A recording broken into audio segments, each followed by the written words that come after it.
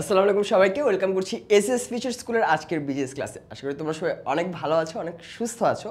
এবং যেহেতু আমরা জানি যে আমাদের সামনে বোর্ড এক্সাম এসে যাচ্ছে, তো আমাদের এই এক্সামের জন্য বা বোর্ড এক্সাম আসলে আমাদের কিন্তু পড়াশোনার গুরুত্বটাও বাড়ানো উচিত। দেখা যায় যে অনেক সাবজেক্ট আমরা হয়তো বিগত বছরগুলোতে বা অন্যান্য সময় ফিজিক্সে বা সায়েন্সের কোনো সাবজেক্টে, ম্যাথে অনেক সময় দিয়ে থাকি, কিন্তু বাংলা, ইংরেজি বা বিজিএস বা আইসিটির মতো সাবজেক্টগুলোতে গুরুত্ব না দেওয়ার কারণে আমরা কিন্তু পরবর্তীতে দেখতে পারি যে সেই সব পরীক্ষায় আমাদের ফলাফলটা যতটা আমরা আশা করি ততটা আসলে হয় না, একটু খারাপ হয়ে যায়, তখন মন খারাপ হয়। আমরা যদি লাস্ট বছরে, তোমরাও যদি খেয়াল করে দেখো যে লাস্ট বছরে যে এসএসসি হয়েছে সেখানে কিন্তু অনেকেরই বিজিএসে A+ না থাকার কারণে রেজাল্টটা বাজে এসেছে। বোর্ড পরীক্ষার ক্ষেত্রে কিন্তু মাথায় রাখতে হবে ভাইয়া, বোর্ড পরীক্ষায় ম্যাথের যে কোনো একটা, ম্যাথের কথাই বললাম বা সায়েন্সের কোনো একটা সাবজেক্ট হোক, তার যতটুকু গুরুত্ব অন্য যে কোনো সাবজেক্টেরও সেম গুরুত্ব। কারণ তুমি যদি সেই সাবজেক্টটা ভালো মতো না পড়ো তাহলে সেই সাবজেক্টটাই তোমার পুরো রেজাল্ট, বোর্ড পরীক্ষার পুরো রেজাল্ট খারাপ করে দেওয়ার জন্য ইনাফ। কেমন? তাই যে সাবজেক্টই হোক সবগুলোকে সমান গুরুত্ব দিয়ে পড়তে হবে। আমি তোমাদের সাথে আছি, তোমাদের হিমেল ভাইয়া। আমি বর্তমানে ঢাকা বিশ্ববিদ্যালয়ের নৃবিজ্ঞান বিভাগে অধ্যয়ন করছি, আর তোমাদেরকে পড়াই, এটাই আমার পরিচয়। আচ্ছা, শিওর শর্ট ক্লাস যেহেতু আমরা সবাই জানি খুব বেশি কথা বলার সুযোগ নাই, তাই না? আমরা বেশি দেরি না করে একদম ক্লাসে চলে যাই। আজকে আমরা যে চ্যাপ্টারটা পড়ছি সেটা হচ্ছে আমাদের বইয়ের 6 নাম্বার চ্যাপ্টার, রাষ্ট্র, নাগরিকতা ও আইন। আমরা কিন্তু চ্যাপ্টারটা যদি ভাইয়া তোমরা একটু খোলো, চ্যাপ্টার থেকে ইম্পর্টেন্স দিয়ে পড়ার মতো জিনিসও আছে কিন্তু এই কয়েকটাই। সেসব কী কী ভাইয়া? রাষ্ট্র, এই যে রাষ্ট্র, এখানে আমরা কি ধারণা দেখতে পারি বলো তো? এখানে আমরা দেখতে পারি যে রাষ্ট্রের কি কি উপাদান রয়েছে। রাষ্ট্রের ধারণায় আমরা ফার্স্টে একটা জিনিস দেখি, সেটা হচ্ছে রাষ্ট্রের কি কি উপাদান, যেখানে আমরা বইতে দেখি 4টি উপাদানের কথা বলা হচ্ছে। তারপরে কি আছে বলো তো? রাষ্ট্রের কি কাজ, রাষ্ট্র কি কি কাজ করে সেটাকে 2 ভাবে ভাগ করা হয়েছে, তাই না? এরপরে আমরা কি দেখি? রাষ্ট্রের কাজ শেষ হওয়ার পরে আমরা নাগরিক দেখি, তাই না? নাগরিক হিসাবে নাগরিক বা নাগরিকতা, এটার ধারণা কি সেটা আমরা এই চ্যাপ্টার থেকে পড়ি। এবং একদম শেষে আমরা আইনের এখানে আইনের কি কি বৈশিষ্ট্য রয়েছে আর আইনের উৎস কি কি, কোন উৎস থেকে বা কোথা থেকে আমরা কোন আইনগুলো পেলাম। এখানে আইনের উৎস হিসাবে 6টা উৎস বইতে দেওয়া আছে। আর নাগরিকতার পড়ার সাথে সাথে নাগরিকদের কি কি দায়িত্ব, হ্যাঁ, নাগরিকদের রাষ্ট্রের প্রতি কি কি দায়িত্ব বা কর্তব্য থাকে, এটাও আমরা এই চ্যাপ্টারে পড়ি। আচ্ছা, তাহলে আমাদের আসলে এই যে চ্যাপ্টার 6 রাষ্ট্র, নাগরিকতা ও আইন, এই চ্যাপ্টার থেকে পড়ার মতো ইম্পর্টেন্ট জিনিস তাহলে কি কি ভাইয়া? রাষ্ট্রের মধ্যে 2টা জিনিস ইম্পর্টেন্ট আমার, উপাদান কি কি এবং সেসব কিভাবে কাজ করে এবং কেন গুরুত্বপূর্ণ। রাষ্ট্রের কাজ কি কি? রাষ্ট্রের কাজ হিসেবে 2টা কাজ দেওয়া আছে, ঐচ্ছিক কাজ, মুখ্য কাজ। ঐচ্ছিক মানে কি? ঐচ্ছিকটা কোথা থেকে এসেছে একটু ভাঙার চেষ্টা করো। ঐচ্ছিক মানে হচ্ছে, এই যে ঐচ্ছিক যদি আমি এভাবে লিখি, ঐচ্ছিকটা এসেছে কোত্থেকে আসলে? ঐচ্ছিকটা এসেছে ইচ্ছা, ইচ্ছা, ইচ্ছা থেকে এসেছে ঐচ্ছিক। তার মানে ঐচ্ছিক কাজ মানে যেসব কাজ রাষ্ট্র তার নিজের ইচ্ছায় করে বা সবসময় বাধ্য নয়, সেসব কাজকে আমরা ঐচ্ছিক কাজ বলি। আর যেসব কাজ যে কোনো রাষ্ট্রেরই করার দায়িত্ব, সেটাকে আমরা মুখ্য কাজ বলি। কেমন? আচ্ছা, নাগরিকতার ধারণা হিসাবে বেশ কয়েকজন পণ্ডিত ব্যক্তি বা রাষ্ট্রের ধারণা হিসাবে বেশ কয়েকজন পণ্ডিত ব্যক্তির খুবই ইম্পর্টেন্ট কথা আছে। আমরা এই চ্যাপ্টারে পড়ার মতো আরেকটি ইম্পর্টেন্ট জিনিস হচ্ছে কোটেশন। বিভিন্ন ইম্পর্টেন্ট ব্যক্তিদের যে অনেক কি বলা যায়, অনেক পণ্ডিতি মার্কা কথাবার্তা আছে, সেসব আমরা পড়ব। আর নাগরিকতার ধারণা থেকে নাগরিক হিসেবে আমরা কি কি অধিকার পাই, কিভাবে পাই, নাগরিক বা নাগরিক কখন একটা মানুষ হয়ে ওঠে, এই ধরনের ধারণা আমরা দেখব। এবং একই সাথে নাগরিক হিসেবে আমাদের নিজেদের দেশের প্রতি কী কী দায়িত্ব কর্তব্য সেসব পড়ব। আর লাস্ট থেকে আইনের কি কি বৈশিষ্ট্য, আইন আসলে কিভাবে সমাজে কাজ করে, এবং এই যে আইন, বিভিন্ন আইন আমরা দেখি না সমাজে ভাইয়া, এই আইনগুলোর উৎস কী কী, সেই উৎস হিসেবে 6টা উৎসের কথা বলা হয়েছে, সেসব আমরা এই চ্যাপ্টার আসলে পড়ি। অর্থাৎ এই চ্যাপ্টারটা খেয়াল করে দেখো ভাইয়া, খুব ছোট একটা চ্যাপ্টার, তাই না? আমরা যদি এখন এমসিকিউ, শর্ট কোশ্চেন বা সিকিউ দেখি, দেখবো এই ধরনের কিছু ইম্পর্টেন্ট জিনিস নিয়ে প্রশ্নটা হচ্ছে। তাহলে চলো আমরা ফার্স্টে এমসিকিউ দেখা শুরু করি। আচ্ছা, তোমরা জানো যে একটু আগেই দেখলে যে 2026 সালে এসএসসি এফআরবি আসতে যাচ্ছে, এসএস ফিউচার স্কুল থেকে এফআরবি শুরু হয়ে গিয়েছে। তোমরা সবাই এফআরবির ক্লাসগুলো মনোযোগ দিয়ে করো, কারণ এফআরবির ক্লাসগুলো হচ্ছে অন্য সবার জন্য কিন্তু গুরুত্বপূর্ণ। তোমার কোনো ছোট ভাই বোন থাকলে তাদের জন্য কিন্তু এটা গুরুত্বপূর্ণ। আচ্ছা, আর রাষ্ট্রের আবির্ভাব ঘটেছে, এখানে 4টা অপশন দাও। রাষ্ট্রের আবির্ভাব কেন ঘটেছে বলো তো? জাতীয় পরিচয় দেওয়ার জন্য, মানুষের কল্যাণ সাধনের জন্য, সংগঠিত হওয়ার জন্য, জনসংখ্যা বৃদ্ধির জন্য। জনসংখ্যা বৃদ্ধির জন্য রাষ্ট্রের আবির্ভাব ঘটে নাই, এটা সম্ভব না।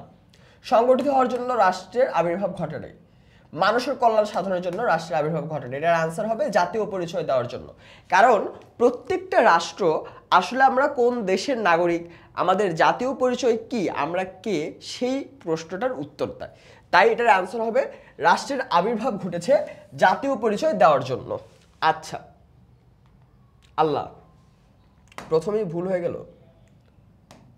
ও হ্যাঁ, আমরা সরি, এখানে আমারই মিস্টেক। আমরা যদি একটু খেয়াল করে দেখি ভাইয়া, আমরা আগে কি দেখেছি।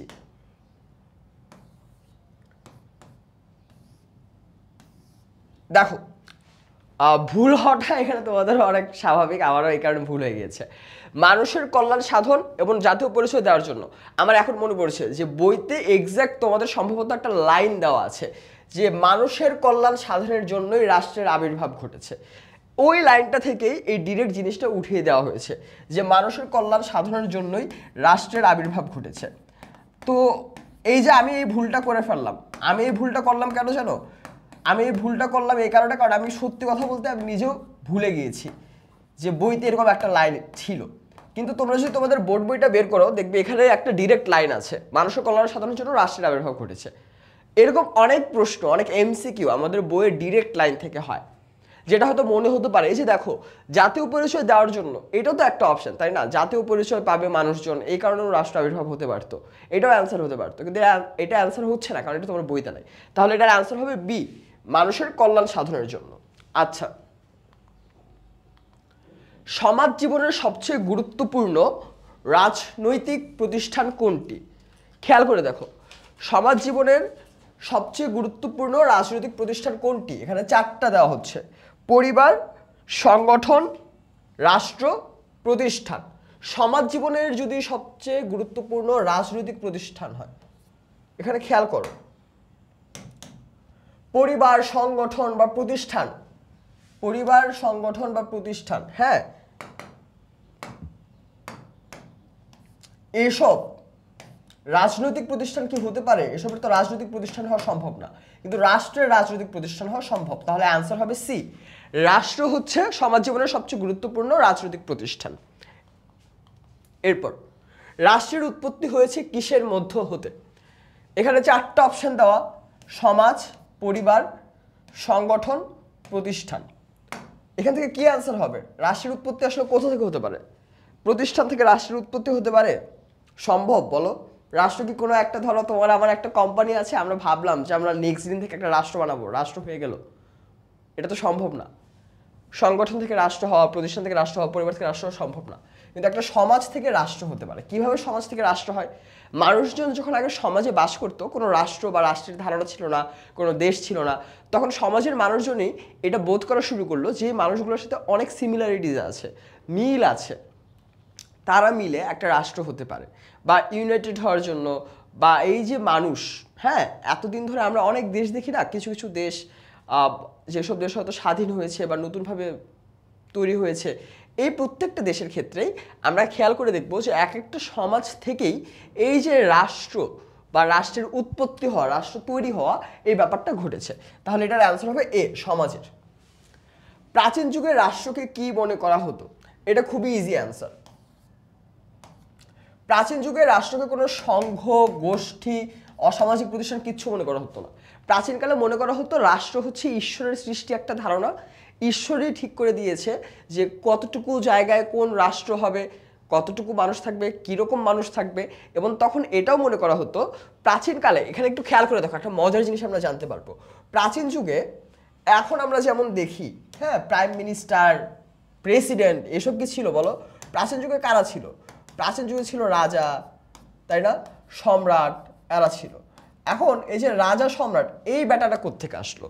রাজা বা সম্রাট এরা এসেছে তখন মনে করা হতো প্রাচীন যুগে ঈশ্বরের সৃষ্টি, যেহেতু রাষ্ট্র যেহেতু ঈশ্বরই সৃষ্টি করেছে, তাই এই মানুষজনকে আসলে ঈশ্বরই সিলেক্ট করে দিয়েছে শাসন করার জন্য।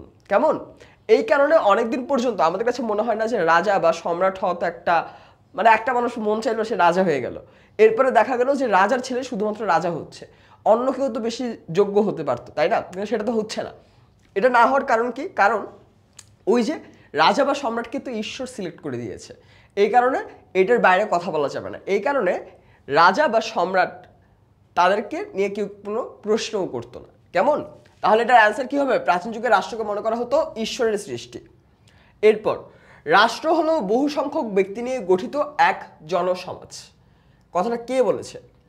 রাষ্ট্র হলো বহু সংখ্যক ব্যক্তি নিয়ে গঠিত এক জনসমাজ। এই যে এখানে একটা জিনিস খেয়াল করে দেখো, এখানে 4টা অপশন। অপশন এতে রুশো, 2-এ প্যারোটা। এটা কিন্তু পরোটা না, পরোটা পড়ো না, হ্যাঁ, এটা প্যারোটা, পরোটা না। অনেকে আবার ওই যে লেখা না এখন ইংলিশে লেখার সময় পারাঠা লেখে, এগুলা কিছু না, হ্যাঁ, এটা প্যারোটা। প্যারোটা একজন পণ্ডিত ব্যক্তি ছিল, অধ্যাপক গার্নার অগাস্ট কোত। আচ্ছা, একটু তোমরা যদি চালাক হও তাহলে এটার অ্যান্সার কিন্তু অলমোস্ট তোমরা বের করে ফেলেছো। কিভাবে? আমাদের বইতে অগাস্ট কোত নিয়ে আর এই যে পরোটা বা প্যারোটা, এই ব্যাটা, এই দুইজনকে নিয়ে কিন্তু কোনো কথাবার্তা নাই। আছে 2 পণ্ডিত ব্যক্তি নিয়ে, রুশো আর গার্নার। রুশোতে এরকম কোনো কথা বলা নেই যে রাষ্ট্র বহু সংখ্যক ব্যক্তি নিয়ে গঠিত একটা জনসমাজ। এই কথাটা তাহলে কে বলেছে? বলেছে অধ্যাপক গার্নার। এই কারণেই আমি একদম শুরুতে ভাইয়া দেখালাম না যে এই চ্যাপ্টারে অনেক মানুষের রাষ্ট্রের ধারণা নিয়ে, নাগরিকতার ধারণা নিয়ে, আইন নিয়ে অনেক ধরনের মতবাদ, অনেক কোটেশন এসব আছে। এসব আমাদের একটু কষ্ট করে মনে রাখতে হবে যে কে কোন কোটটা করেছে। কেমন? ওই শুধুমাত্র ফেসবুকের কোটের জন্য নো পেইন নো গেইন, হ্যাঁ, এসব করলে হবে বলো? এসব করলে হবে না। এইসবও বইয়ে যা আছে সেসবও মনে রাখতে হবে, এটাও কিন্তু গুরুত্বপূর্ণ। রাষ্ট্র গঠনের পটভূমিতে রয়েছে মানুষকে ঐক্যসূত্রে বাঁধা, এটা 1 নাম্বার। মানুষের সমস্যা সমাধান, এটা 2 নাম্বার। মানুষের কল্যাণ সাধন। আচ্ছা, এই প্রশ্নটা আমার কাছ থেকে আসলে কি জানতে চেয়েছে? আমাদের যে কোনো এমসিকিউ হোক, যে কোনো সিকিউ হোক, যে কোনো শর্ট কোশ্চেন হোক, আমাদের প্রশ্নটা দেখার পর সেটা যে কোনো সাবজেক্টই হোক ভাইয়া, আমাদেরকে এইটা মাথায় রাখতে হবে আগে, এই প্রশ্নটা আসলে আমাকে কেন করা হয়েছে, এই প্রশ্নটা আমার কাছ থেকে আসলে কোন ধরনের উত্তর জানতে চাচ্ছে। এইটা যদি আমরা খেয়াল না করি, আমাদের বিজিএসে, বাংলায়, এমনকি হয়তো সায়েন্সের কিছু সাবজেক্টেও দেখতে পারি যে অনেক কনফিউজিং প্রশ্ন থাকে, সেসবে কিন্তু আমরা সহজে আটকে যাব পরীক্ষার হলে। তাই আগে প্রশ্নটা বুঝতে হবে। এখানে বলছে রাষ্ট্র গঠনের পটভূমিতে রয়েছে, এটার মানে কি? রাষ্ট্র গঠনের পটভূমিতে মানে রাষ্ট্র গঠনের কারণটা কি আসলে, তাই না? আচ্ছা, যেহেতু আমার এখানে আজান হচ্ছে এখন, আমি আজানের জন্য 1 মিনিট একটু ব্রেক নিচ্ছি। আজানটা শেষ হলে আমি ক্লাসটা কন্টিনিউ করবো, কেমন?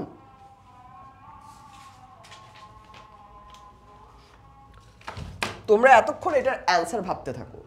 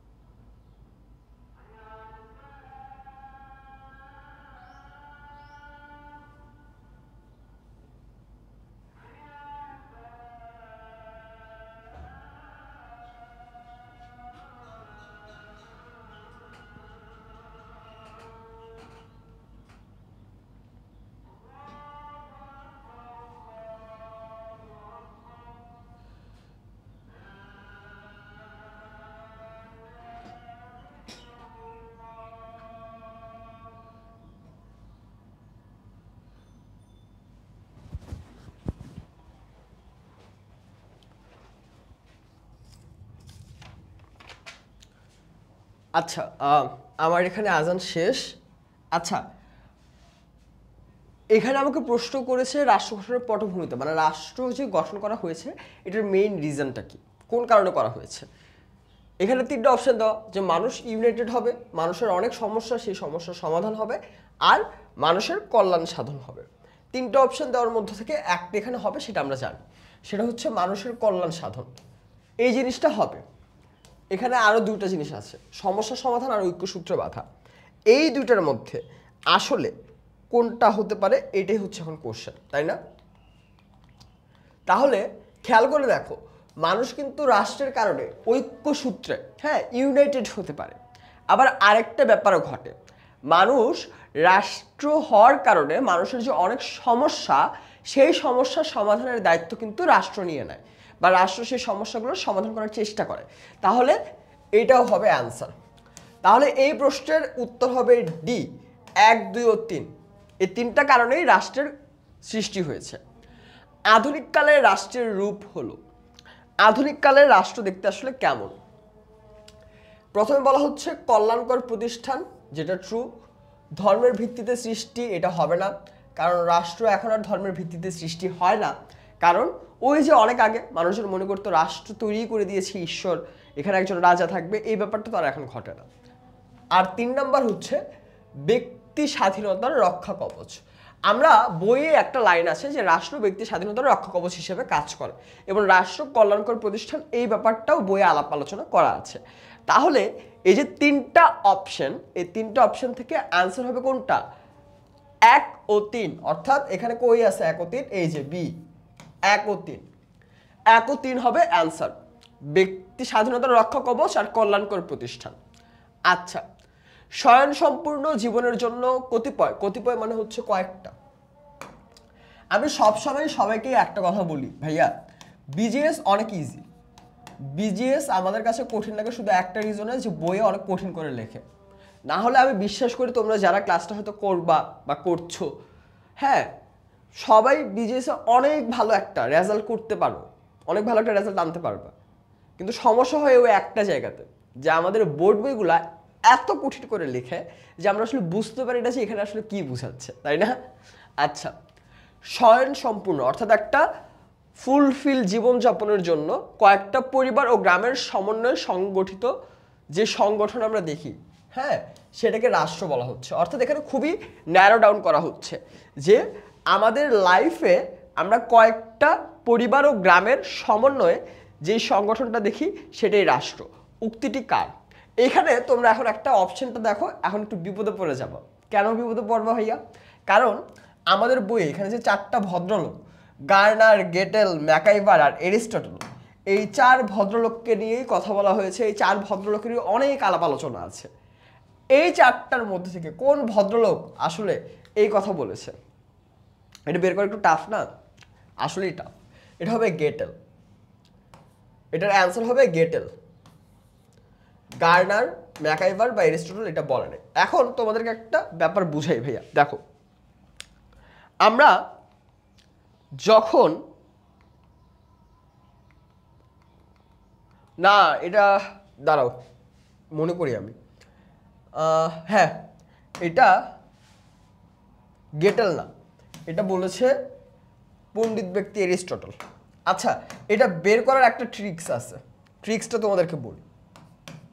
ট্রিক্সটা হচ্ছে, এটার অ্যান্সার হবে এরিস্টটল কিন্তু, হ্যাঁ, এই উক্তিটা হচ্ছে এরিস্টটলের। ট্রিক্সটা হচ্ছে তোমরা একটু খেয়াল করে দেখো, এই যে কয়েকটা গ্রাম পরিবার, এটা সমন্বয় করে রাষ্ট্র হয়, এটা খুব ছোট স্কেপ না? আমরা কি এখন দেখি আর কয়েকটা পরিবার এবং গ্রাম হলেই সেটা রাষ্ট্র হয়ে যাচ্ছে? তা তো হয় না। কয়েকটা পরিবার এবং গ্রাম নিয়ে আমরা জানি যে হায়েস্ট একটা ইউনিয়ন হতে পারে বা একটা জেলা হতে পারে, তাই না? কিন্তু রাষ্ট্র তো হতে পারে না। কিন্তু এইরকম মাইক্রো বা ছোট ছোট ক্ষেত্রে এই ব্যাপারগুলোকে কারা বর্ণনা করে, বা এই ব্যাপারগুলোকে খুব সূক্ষ্মভাবে কারা দেখে? যারা প্রাচীন যুগের দার্শনিক। যেমন এখানে যদি খেয়াল করো, এই 4 ভদ্রলোক গার্নার, গেটেল, ম্যাকাইভার, এরিস্টটল, এই 4 জনের মধ্যে সবচেয়ে পুরনো হচ্ছে এরিস্টটল। এরপরে আস্তে আস্তে গেটেল, ম্যাকাইভার, গার্নার তারা এসেছে, তাই না? তাই কোট দেখে, আমরা কোটেশন দেখে মাঝে মধ্যে গেস করেও প্রপার অ্যান্সারটা বের করতে পারি, এটা এরিস্টটলই হবে। হ্যাঁ, আমি ফার্স্টে ভুল করেছিলাম, এই কারণে দুঃখিত। গেটাল না, এরিস্টটল হবে, কারণ এটা খুব প্রাচীন টাইপের একটা উক্তি, তাই না?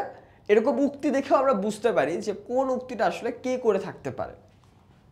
এরপর রাষ্ট্র হচ্ছে সরকার কর্তৃক প্রণীত আইন দ্বারা পরিচালিত একটি সংগঠন যা কর্তৃত্বমূলক ক্ষমতা রয়েছে এবং যা নির্দিষ্ট ভূখণ্ডে বসবাসরত অধিবাসীদের উপর বলবৎ হয়।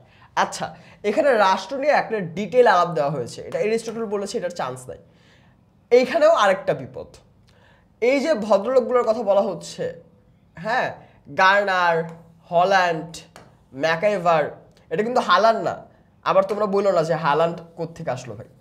এই 3 ভদ্রলোকের কথা আর এরিস্টটলের কথাও তো বইতে আছে, কিন্তু আমরা বুঝতেছি এটার অ্যান্সার এরিস্টটল হবে না, কিন্তু এটার অ্যান্সার তো বাকি 3টার মধ্যে যে কোনো একটা হতে পারে, তাই না? প্রশ্নটা আবার খেয়াল করে দেখো, এখানে বলা হচ্ছে রাষ্ট্র সরকার কর্তৃক প্রণীত আইন দ্বারা পরিচালিত একটা সংগঠন, অর্থাৎ রাষ্ট্র এরকম একটা সংগঠন যেটা সরকার কিছু আইন দেয়। আচ্ছা, একটু ভেঙে ভেঙে দেখো, রাষ্ট্র এমন একটা সংগঠন যেখানে সরকার কিছু আইন দেয়, আইন দিয়ে কর্তৃত্বমূলক ক্ষমতা রাখে আর নির্দিষ্ট ভূখণ্ডে বসবাসরত অধিবাসীদের উপর বলবৎ হয়। তাহলে আমরা রাষ্ট্রের জন্য দরকারি 4টে উপাদান কি কি? জনসমষ্টি, ভূখণ্ড, সরকার, সার্বভৌমত্ব। এই 4টারই কোনো রকম একটা ধারণা আমরা এখানে পেয়ে যাচ্ছি, তাই না? এই উক্তিটা আসলে কে করেছে? এরকম এই জিনিসগুলো হচ্ছে কেমন জানো? এই জিনিসগুলো হচ্ছে ধরতক্তা মারপেরে এরকম। এটার মানে কি ভাইয়া? এটার মানে হচ্ছে তুমি জোরটুক পড়বা, যা পড়বা ডিরেক্ট ওইটাই মুখস্থ করেছো, অ্যান্সার করবা। এটা চিন্তা করার কিছু নাই যে এই কোটেশনে অমুক করতে পারে, তমুক করতে পারে। আগের বার যেটা দেখানো হলো এই যে এরিস্টটল, এটা হচ্ছে গেস থেকে, হ্যাঁ, তুমি গেস করতে পারো। যেমন এটা যদি আমরা অনেকেই হয়তো আছে যারা নাও পড়তাম, তাও যদি একটু জাস্ট কমন সেন্স ইউজ করতাম, আরে এটা তো অনেক প্রাচীন কথা, তাহলে তো এরিস্টটল বলবে, তাহলে হয়তো মিলাতে পারতাম। কিন্তু এই টাইপের কথা যেটা আসলে আমরা গেস করতে পারি না, তখন কি করতে হবে? তখন তো আসলে বইয়ের যা আছে সেটাই ঠিক মতো পড়তে হবে, মনে রাখতে হবে, তাই না? এটার অ্যান্সার হবে ম্যাকাইভার। ম্যাকাইভার এই কথাটা বলেছে। আচ্ছা, রাষ্ট্রকে সরকার কর্তৃক প্রণীত আইনি সংগঠন বলেছেন কে? রাষ্ট্রকে সরকার কর্তৃক প্রণীত আইনি সংগঠন বলেছেন কে? সরকার কর্তৃক প্রণীত আইনি সংগঠন কে বলেছে বলতো? এইখানেও একটা মজার ব্যাপার, এটার আনসার তোমরা জানো, লাস্টে আমরা পড়লাম না? খেয়াল করে দেখো, সরকার কর্তৃক প্রণীত আইনি সংগঠন, সরকার কর্তৃক প্রণীত আইন দ্বারা পরিচালিত একটি সংগঠন, সেম না? কে বলেছে? ম্যাকাইভার। তাহলে এটার অ্যান্সার কি হবে? এটা দেখো কুমিল্লা বোর্ডে তোমাদের আগের ইয়ারে এসেছে, আর এই সেম প্রশ্নটারই আরেকটা ভার্সন ঢাকা বোর্ডে 2017 এসএসসিতে আর কুমিল্লা বোর্ডে 24 সালে এসেছিল। অর্থাৎ কুমিল্লা বোর্ডে একই প্রশ্ন বা একই রকমের প্রশ্ন দুইভাবে এসেছে টানা 2 বছর। তাহলে কিছু কিছু প্রশ্ন কিন্তু খুব গুরুত্বপূর্ণ। এই যে তোমাদেরকে আমি বললাম না ভাইয়া, এই কোটেশনগুলা কোন কথা কোন পণ্ডিত ব্যক্তি বলেছে এটা মনে রাখতে হবে কষ্ট করে। এই চ্যাপ্টারে এটাই কিন্তু প্যারা। এই চ্যাপ্টারে তোমরা রাষ্ট্রের উপাদান, নাগরিক কি, আইন কি, আইনের উৎস কি, সবই খুবই ভালো মতো জাস্ট একবার রিডিং পড়লে তোমরা বুঝে যাবে, এটা আমি বিশ্বাস করি। কিন্তু মুশকিলটা হবে একটা জায়গায়, আমরা কোন কথা কে বলেছি এটা যদি মনে রাখতে না পারি, তাহলে আমরা দেখবো যে আমাদের অনেক প্যারা হচ্ছে পরীক্ষার হলে অ্যান্সার করতে, এমসিকিউ অ্যান্সার করতে অনেক প্যারা হচ্ছে। কেমন? আর এমসিকিউ কিন্তু একটার জন্য 1 মার্ক, প্রত্যেকটা এমসিকিউ আমার ভালো রেজাল্টের জন্য ম্যাটার করে। আচ্ছা, তাহলে এটা বলেছে ম্যাকাইভার। কোন রাষ্ট্রবিজ্ঞানের সংজ্ঞায় রাষ্ট্রের 4টি উপাদানের কথা উল্লেখ আছে? এখানে 4টা অপশন দেওয়া, Aristotle, T. H.. Green, Garner, J. Laski. আচ্ছা, এই 4 ভদ্রলোকের আলাপই আমাদের বইতে কোনো না কোনোভাবে আছে। তাহলে এই 4টা থেকে অ্যান্সার কোনটা হবে? আমরা যদি একটু চিন্তা করি, ধরো এইখানে আমরা যে রাষ্ট্রের 4টে উপাদানের কথা বলি, এটা কি? এটা বেশ আধুনিক কালে এসে হয়েছে না, আধুনিক রাষ্ট্রের চিন্তায়। তাহলে এখানে তো এরিস্টটল হওয়ার কোনো চান্স নেই, কিন্তু টি.এইচ. গ্রিন, গার্নার বা জে. লাস্কি এটা তো হতে পারে। এটা বইতে তোমরা যদি খোলো তোমরা ডিরেক্ট দেখবে গার্নারই এই যে রাষ্ট্রের গুরুত্বপূর্ণ উপাদান বা রাষ্ট্রের সংজ্ঞায় এই 4টে উপাদানকে ইনক্লুড করে বলেছে, এই 4টে উপাদানের যদি একটা উপাদান মিসিং থাকে তাহলে সেটাকে রাষ্ট্র বলা যাবে না। কেমন?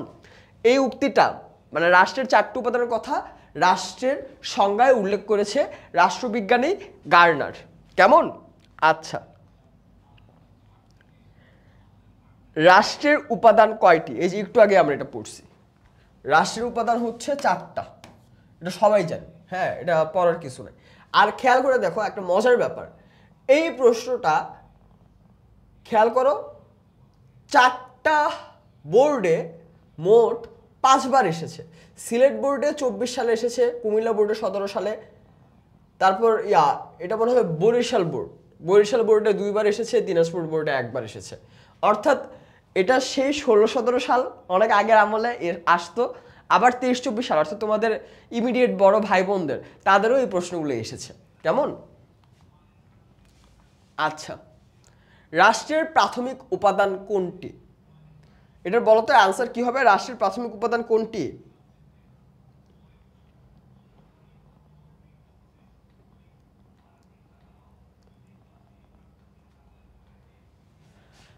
এখানে রাষ্ট্রের প্রাথমিক উপাদান হিসাবে আমরা মার্ক করি সার্বভৌমত্বকে। কেন মার্ক করি জানো? কারণ কোনো রাষ্ট্রে সরকার, জনসমষ্টি, নির্দিষ্ট ভূখণ্ড এসব থাকা সত্ত্বেও আমরা তো দেখলাম যে 3টা জিনিস আছে, আর কি লাগে, তাই না? কিন্তু সার্বভৌমত্ব যদি না থাকে তাহলে সেটাকে আর রাষ্ট্র বলা যাবে না।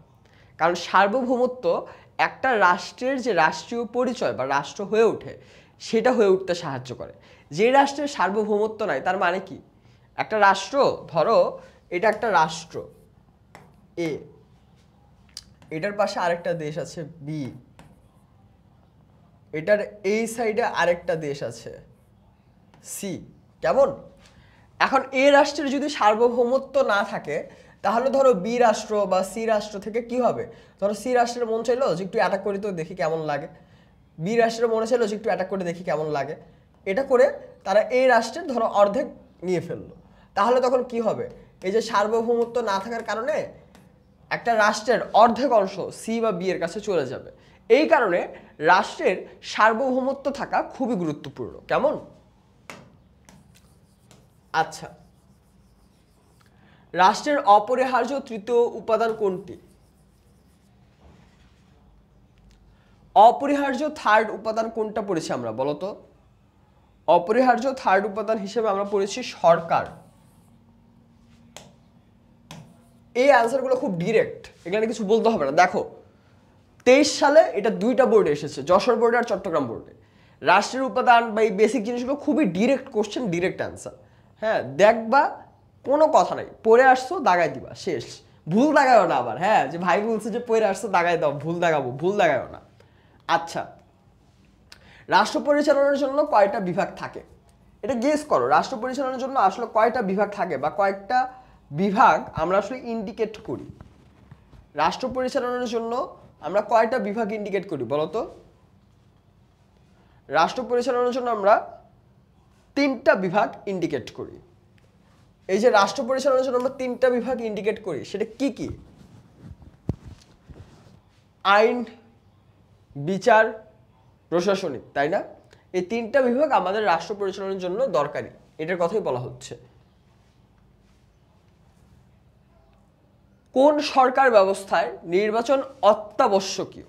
আচ্ছা, রাজতান্ত্রিক মানে কি? সেখানে রাজা থাকবে, সেখানে তো নির্বাচন দরকার নাই। সামরিক সরকার ব্যবস্থায় কোনো একজন সামরিক সদস্য, সামরিক বাহিনীর কেউ একজন ক্ষমতা দখল করে, তারও এখানে নির্বাচন দরকার নাই।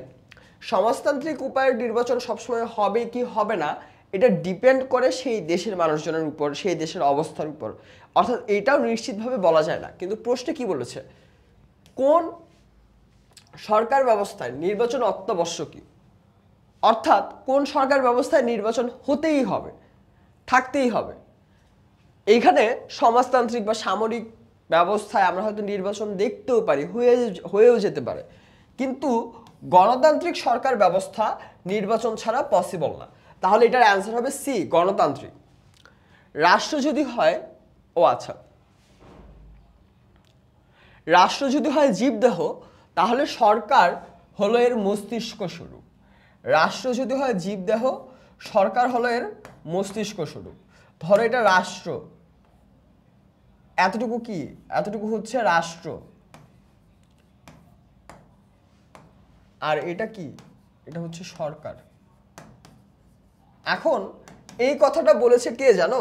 এই কথাটা বলেছে আমাদের এখানে যে 4টা পণ্ডিত ব্যক্তির কথা বলা, এখানে ইএম হোয়াইট হবেই না, কারণ ইএম হোয়াইটের কথা বইতে নাই। এরিস্টটল হবে না, কারণ সে বয়স্ক।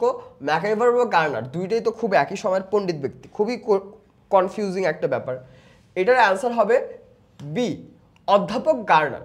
কারণ খেয়াল করে দেখো, গার্নার সাহেব কি বুঝাতে চেয়েছে, আমরা যদি ধরো রাষ্ট্রকে জীবদেহ মানে আমার বডি হিসেবে কল্পনা করি, সরকারকে মস্তিষ্ক বলি, আমার যদি ধরো মস্তিষ্ক সরিয়ে নিই আমি মারা যাবো এই হিসাব পড়ে, কিন্তু মস্তিষ্ক যদি না থাকে, মস্তিষ্ক না থাকলে, মস্তিষ্ক থেকেই তো আমরা সব চিন্তা করি, বায়োলজিতে আছে না যে মস্তিষ্ক থেকে সিগন্যাল পাঠানোর কারণে আমরা হাত পা নাড়াচাড়া করি, সব কিছু করি, কিন্তু মস্তিষ্ক যদি না থাকে তাহলে কিন্তু এইসব হবে না। তেমনই একটি দেশে যদি সরকার না থাকে তাহলে কিন্তু সেই রাষ্ট্র আর চলতে পারবে না। এই কারণে রাষ্ট্র যদি হয় জীবদেহ, সরকার তাহলে এর মস্তিষ্ক স্বরূপ, এই কথাটা অধ্যাপক গার্নার বলেছে। আচ্ছা, রাষ্ট্রের কোন উপাদানকে মস্তিষ্ক বলা হয়? কোন উপাদান? সরকার, একটু আগে পড়লাম, এটার আনসার হবে বি। একটি বৃহৎ রাষ্ট্রের, এই যে একটি বৃহৎ রাষ্ট্রের মধ্যে ক একটি অঙ্গরাজ্য, ক অঙ্গরাজ্যটা কোনটির অভাবে রাষ্ট্র গঠনে ব্যর্থ? আচ্ছা, অঙ্গরাজ্য এই ধারণা আমাদের পাশের দেশ ভারতে আছে, আমেরিকার দিকে যাও সেখানেও অঙ্গরাজ্য আছে। অঙ্গরাজ্য হওয়া মানে কি? অঙ্গরাজ্য হওয়া মানে ধরো এটা একটা দেশ, এই দেশটা হচ্ছে এ, হ্যাঁ এটা এ। আচ্ছা দাঁড়াও, ধরো এভাবেই লিখি, এই দেশটা ধরো এ। অঙ্গরাজ্য মানে কি? ধরো এইদিকে একটা জায়গা এই দেশেরই আন্ডারে, A1,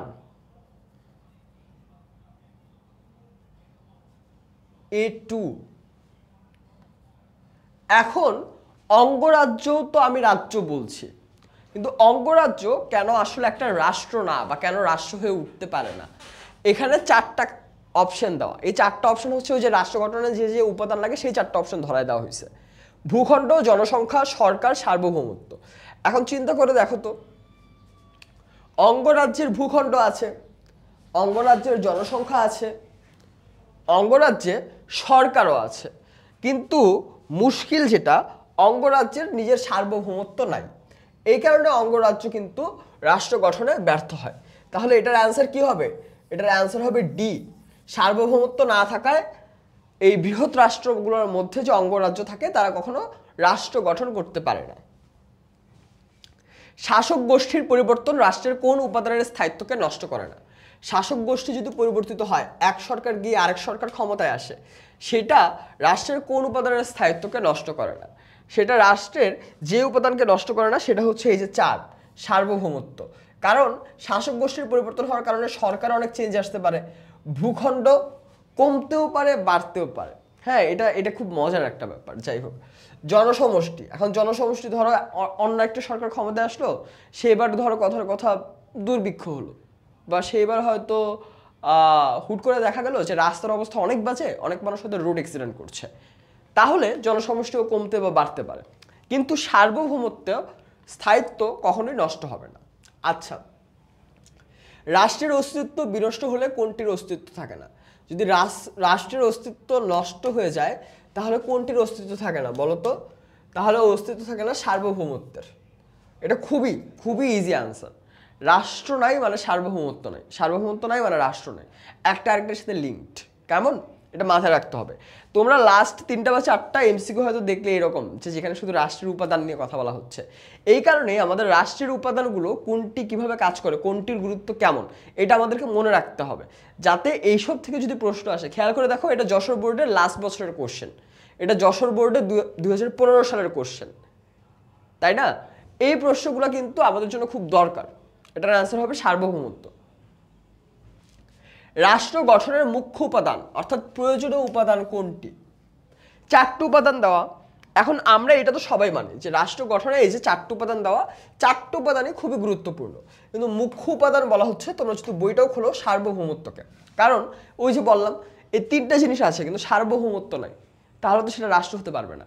এই সেম ব্যাপারটা ঘটে থাকে ওই যে অঙ্গরাজ্যগুলোর কথা। অঙ্গরাজ্য নিয়ে আমরা যেই এমসিকিউটা দেখলাম যে অঙ্গরাজ্যগুলো কেন রাষ্ট্র হয় না, কারণ তার সার্বভৌমত্ব নেই, তাই না? আচ্ছা, রাষ্ট্রের সার্বভৌম ক্ষমতা প্রয়োগ করে কে? রাষ্ট্রের সার্বভৌম ক্ষমতা আসলে কেন্দ্রীয় কর্তৃপক্ষ থেকে প্রয়োগ করা হয়। এটার অ্যান্সার হবে সি। রাষ্ট্রের সার্বভৌম ক্ষমতা তাহলে কেন্দ্রীয় কর্তৃপক্ষ থেকে প্রয়োগ করা হয়। আচ্ছা, সার্বভৌমের আদর্শ হলো, সার্বভৌমের আদর্শতে এখানে 4টা অপশন দেওয়া যে সার্বভৌমের আদর্শ আসলে কি? আইন, শাসন, সরকার, সংগঠন। সার্বভৌমের আদর্শ হলো কি বলতো? বইটা খুলবা, বইটা খুলে ডিরেক্ট দেখবা আইন দেওয়া। কারণ দেশে শাসন ব্যবস্থার জন্য আইন প্রণয়ন করা দরকার। সরকার আছে, সংগঠন আছে, শাসনও করতে চায়, কিন্তু যদি কোনো নির্দিষ্ট আইন না থাকে তাহলে তো সেই দেশের মানুষ আসলে বুঝতে পারবে না যে কোন কোন আইন মেনে চলতে হবে, কোন কোন আইন মেনে না চললে তাকে শাসন ব্যবস্থায় শাসন করা হবে, এটা তো সে বুঝবে না। তাই সার্বভৌমের আদর্শ হচ্ছে আইন। সার্বভৌম স্ট্রং করতে হলে আইন থাকতে হবে। সরকার গঠিত হয়, এখানে 3টে অপশন দাও। সরকার কেন গঠিত হয়? রাষ্ট্র পরিচালনার জন্য, শৃঙ্খলা রক্ষার জন্য, বিভিন্ন বিভাগ পরিচালনার জন্য। খেয়াল করে দেখো, এখান থেকে আমি যদি চিন্তা করি, হ্যাঁ, রাষ্ট্র পরিচালনার জন্য এটা সত্য, শৃঙ্খলা রক্ষার জন্য এটাও সত্য, বিভিন্ন বিভাগ পরিচালনা, 3টা বিভাগ আছে, 3টা বিভাগ আইন, শাসন আর হচ্ছে বিচার ব্যবস্থা। হ্যাঁ, এই 3টা বিভাগের পরিচালনার জন্য আমাদের কি দরকার? 3টা বিভাগ কিন্তু আইন, শাসন আর বিচার ব্যবস্থা। আমি মনে হয় ভুলে প্রশাসন বলেছিলাম। হ্যাঁ, আইন, শাসন আর বিচার। আচ্ছা, এই যে বিভিন্ন বিচার বিভাগ পরিচালনার জন্য এই কারণে কিন্তু সরকার গঠন করতে হয়। তাহলে সরকার গঠিত হয় এই 3টা কারণে। অ্যান্সার হবে 1, 2, 3। আচ্ছা, রাষ্ট্র যদি হয় জীবদেহ, তাহলে সরকার হলো এর মস্তিষ্ক স্বরূপ। এটা কে বলেছে? কারণ পড়লাম। কিন্তু এই উক্তিটা দিয়ে আসলে কি প্রকাশ করা হয়েছে, বা একটা কোটেশন। হ্যাঁ, ধরো এই যে তোমরা পড়ো না, no pain no gain. No pain no gain এটা কি বোঝায়? নো পেইন নো গেইন বোঝায় যে যদি কষ্ট না করো তাহলে কিছুই পাবে না। এরকম সিম্পল, এটা তো আমরা বুঝতে পারি। তাহলে এইটা দিয়ে আসলে কি বোঝানো হয়? যে রাষ্ট্র জীবদেহ হলে সরকারের এর মস্তিষ্ক স্বরূপ। মানুষের কাছে রাষ্ট্রের প্রয়োজনীয়তা বোঝায়, ট্রু। মানুষ ও রাষ্ট্রের অবিচ্ছেদ্য সম্পর্ক, ট্রু। রাষ্ট্র সৃষ্টির রূপরেখা। অ্যান্সার কোনটা হবে বলো তো?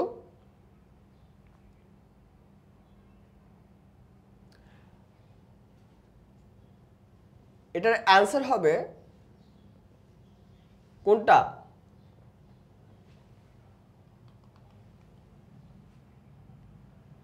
এটার অ্যান্সার হবে 3, 2 ও 3। কারণ মানুষের কাছে রাষ্ট্রের প্রয়োজনীয়তা, এটার থেকে মানুষ ও রাষ্ট্রের যে অবিচ্ছেদ্য সম্পর্ক আছে এটা ইন্ডিকেট করে। আর রাষ্ট্র সৃষ্টির রূপরেখা, অর্থাৎ আমরা যে রাষ্ট্রের কথা বলি সেই রাষ্ট্র আসলে কিসের উপর ভিত্তি করে দাঁড়িয়ে আছে সেটা, এবং মানুষের সাথে রাষ্ট্রের যে অবিচ্ছেদ্য সম্পর্ক, এই 2টা জিনিস আমাদের বোঝা সবচেয়ে গুরুত্বপূর্ণ। আচ্ছা, সার্বভৌমত্ব বলতে বোঝায় চরম ও চূড়ান্ত ক্ষমতা, রাষ্ট্র গঠনের পূর্ণতা, রাষ্ট্রকে অন্যান্য সংস্থা থেকে পৃথক করার ক্ষমতা। এখানে সার্বভৌমত্ব এই জিনিসটা ইটসেলফ কিন্তু অনেক কনফিউজিং, তাই না? এই সার্বভৌমত্ব থেকে আমরা কি বুঝি আসলে? সার্বভৌমত্ব থেকে চরম ও চূড়ান্ত ক্ষমতা বোঝায়, এটা বইতে ডিরেক্ট দেওয়া আছে। রাষ্ট্র গঠনের পূর্ণতা দেয় সার্বভৌমত্ব, এটা তো আমরা এতক্ষণ পুরো বুঝতেই পারলাম। আর রাষ্ট্রকে অন্যান্য সংস্থা থেকে পৃথক করার ক্ষমতা দেয় সার্বভৌমত্ব। অর্থাৎ রাষ্ট্র অনেক সংস্থা থাকতে পারে, কিন্তু রাষ্ট্র কেন আলাদা বা রাষ্ট্র কেন স্পেশাল, এই ক্ষমতাটা কিন্তু সার্বভৌমত্বের কারণেই আমরা বুঝতে পারি, তাই না? কারণ একটা জিনিস চিন্তা করে দেখো তো, যে তুমি ভাবলা যে তোমার পরিবারের যত মানুষ আছে আশেপাশে, ধরো তোমার পুরো ফ্যামিলিতে তোমার দাদু, নানু, চাচু, ফুপু, খালু, খালামণি, সবাইকে মিলে যত মেম্বার হয় সবাই মিলে একটা রাষ্ট্র গঠন করবে এবং একটা নির্দিষ্ট জমিতে থাকবে। তোমরা থাকাও শুরু করলে, সেখানে হয়তো তোমরা নির্বাচন করে সরকারও আনলে, কিন্তু সেখানে সার্বভৌমত্ব না থাকার কারণে সেটা রাষ্ট্র হতে পারবে না। তাহলে এটার অ্যান্সার হবে ডি, 1, 2, 3। তিনটাই এখানে গুরুত্বপূর্ণ। বাংলাদেশ সরকার ভারতের সাথে ছিটমহল বিষয়ক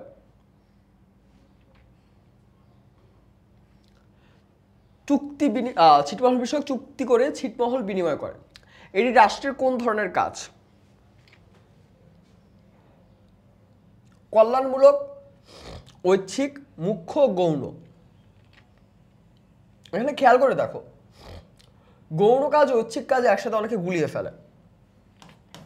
এটা কল্যাণমূলক কাজ না, ঐচ্ছিক কাজ না, গৌণ কাজও না, এটা মুখ্য কাজ। অর্থাৎ মুখ্য মানে কি? প্রধান। মুখ থেকে কিন্তু মুখ্য এসেছে, মুখ প্রধান। মুখ অর্থাৎ কোনটা আমার ফেস, কোনটা আমার জন্য সবচেয়ে গুরুত্বপূর্ণ কাজ। অর্থাৎ এই যে ছিটমহল বিনিময় করা, ছিটমহল কারা ছিল? ছিটমহল হচ্ছে যারা হয়তো ভারতের নাগরিক কিন্তু তারা বাংলাদেশে আছে, আবার অনেক বাংলাদেশের নাগরিক যারা ভারতে হয়তো জাস্ট ম্যাপের কারণে আটকে পড়েছে, এরকম হয়েছে, তাই না? এবং সেখানে খেয়াল করবে, ধরো কথার কথা আমি একটু বুঝাই তোমাদের এই ছিটমহল জিনিসটা। ধরো এটা মিরপুর 12, এটা হচ্ছে মিরপুর 11, আর এটা হচ্ছে মিরপুর 10। ম্যাপে দেখা গিয়েছে ধরো মিরপুর 12 হচ্ছে বাংলাদেশে, মিরপুর 11 পড়েছে ইন্ডিয়াতে, আবার মিরপুর 10 হচ্ছে বাংলাদেশে। সো এই ম্যাপগুলা বেশ কনফিউজিং থাকে কিছু এরিয়াতে। তো ওইখানে যারা আটকে পড়ে, হ্যাঁ, এই যে ধরো মিরপুর 11-র ভেতরে যে ইন্ডিয়ানরা আটকা পড়ে রয়েছে, ধরো কথার কথা আর কি, তারা তো এখানে ছিটমহল আসলে। সো এইভাবে এটা বিনিময় করতে হয়, যে দেশ নাগরিক তাদেরকে ফিরিয়ে দিতে হয়। এটা হচ্ছে রাষ্ট্রের মুখ্য কাজ। কেমন? এটা ঢাকা বোর্ডে 2016 সালে প্রশ্ন এসেছিল। জাতীয় নিরাপত্তা, এই যে বানান ভুল হয়েছে এখানে, জাতীয় নিরাপত্তা বিধান করা রাষ্ট্রের কোন ধরনের কাজ? জাতীয় নিরাপত্তা বিধান করা মানে কি? এটার মানে হচ্ছে সবাইকে সেফটি দিবে, তাই না? সবাইকে সেফটি দেওয়া আসলে কেমন কাজ? সবাইকে সেফটি দেওয়া কি রাষ্ট্রের ইচ্ছা দিল না এমন না? এটা কি কল্যাণমূলক? না। এটা কি সাধারণ কাজ? না, এটা মুখ্য কাজ।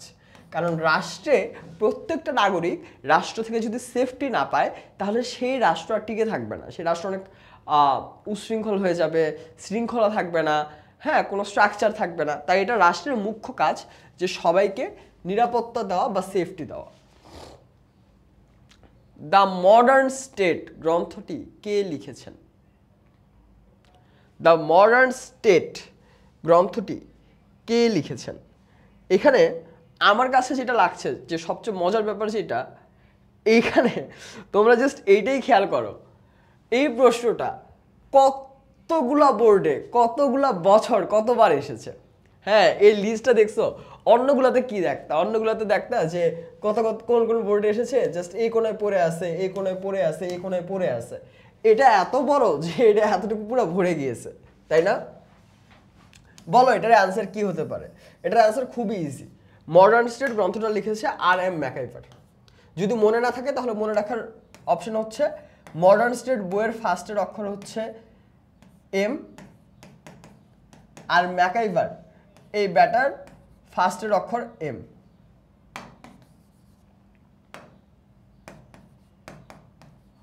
এটা হচ্ছে মনে রাখার ট্রিক্স যদি মনে নাও থাকে। M equal to MacIver, M equal to modern state, শেষ। আচ্ছা, এরপর রাষ্ট্রের প্রাথমিক কাজ কোনটা? রাষ্ট্রের প্রাথমিক কাজ কোনটা আসলে বলো তো? রাষ্ট্রের প্রাথমিক কাজ কি? এটা বইতে ডিরেক্ট দেওয়া আছে এই প্রশ্নটা, এটা ডিরেক্ট বইতে এই প্রশ্নটা একটা জাস্ট স্টেটমেন্ট হিসেবে, একটা বাক্য হিসেবে দেওয়া আছে যে রাষ্ট্রের প্রধান কাজ হচ্ছে আইন শৃঙ্খলা রক্ষা করা, সার্বভৌমত্ব রক্ষা, কূটনৈতিক সম্পর্ক স্থাপন, আইন প্রণয়ন। এখানে খেয়াল করো, কূটনৈতিক সম্পর্ক একটু দূরের ব্যাপার, কিন্তু সার্বভৌমত্ব রক্ষা বা আইন প্রণয়ন করা তখনই সম্ভব যখন আইন শৃঙ্খলা রক্ষা করা যাবে। আইন শৃঙ্খলা রক্ষা না করলে সার্বভৌমত্ব রক্ষা, আইন প্রণয়ন এসব কিচ্ছু হবে না। তাই এটা হচ্ছে বেশি গুরুত্বপূর্ণ। আচ্ছা, আইন প্রণীত হয় কিভাবে? এটা খুবই মজার একটা প্রশ্ন। আইন আসলে কিভাবে প্রণীত হয়? সকলের সম্মতির ভিত্তিতে এটা সম্ভব না। ধরো কোনো একটা আইন করা হবে, 16 কোটি মানুষের কাছে যে তাদের সম্মতি নিয়ে আইন করা সম্ভব? বলো, সম্ভব না। তো হাইকোর্টের মাধ্যমে এটাও অ্যান্সার হবে না। প্রধানমন্ত্রীর মাধ্যমে, তার মানে কি প্রধানমন্ত্রী একা আইন করতে পারে? এটাও তো না। আইন প্রণয়ন করা হয় রাষ্ট্রীয় আইনসভার মাধ্যমে। হ্যাঁ, রাষ্ট্রীয় আইনসভা মানে কি? এখানে রাষ্ট্রীয় আইনসভা দিয়ে বোঝানো হচ্ছে আমাদের দেশে যেটা হচ্ছে জাতীয় সংসদ।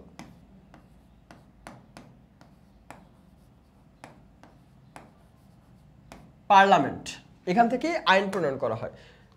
কেমন? আচ্ছা,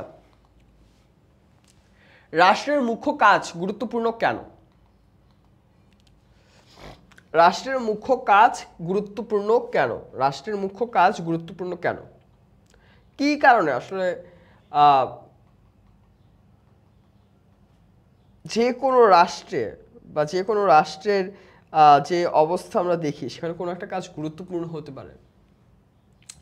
কাঠামোগত উন্নয়নের জন্য রাষ্ট্রের মুখ্য কাজ গুরুত্বপূর্ণ। এখানে খেয়াল করো, রাষ্ট্রের মুখ্য কাজ কেন গুরুত্বপূর্ণ, অর্থাৎ রাষ্ট্রের যেই মেজর বা গুরুত্বপূর্ণ কাজ সেসব কেন গুরুত্বপূর্ণ। কোশ্চেনটা একটু কনফিউজিং।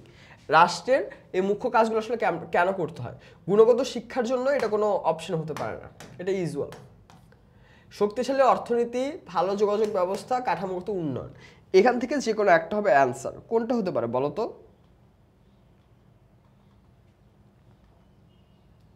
শক্তিশালী অর্থনীতির জন্য, এটা হচ্ছে অ্যান্সার। কারণ যে কোনো রাষ্ট্রের মুখ্য কাজগুলো এই কারণেই করা হয় যাতে সে রাষ্ট্রে অর্থনৈতিক উন্নতি হয়, এবং অর্থনৈতিক উন্নতি হলে এই যে জনসমষ্টি বা ভূখণ্ড থেকে যদি ভালো অর্থনীতি আনা যায় তাহলে জনসমষ্টির অনেক মানুষ যদি রাষ্ট্রে ঠিকঠাক মতো বাস করতে পারে তাহলে সেই রাষ্ট্র খুব স্ট্যান্ডার্ড অপশনে থাকে। কিন্তু যে রাষ্ট্রে ধরো কোনো মানুষ এই যে শক্তিশালী অর্থনীতি না থাকার কারণে ধরো না খেয়ে থাকছে, ঠিকঠাক খাবার পাচ্ছে না, থাকার জায়গা নেই, সেটা কিন্তু কোনো প্রপার অবস্থা না, তাই না? সেটার কথাই এখানে বলা হচ্ছে। আচ্ছা,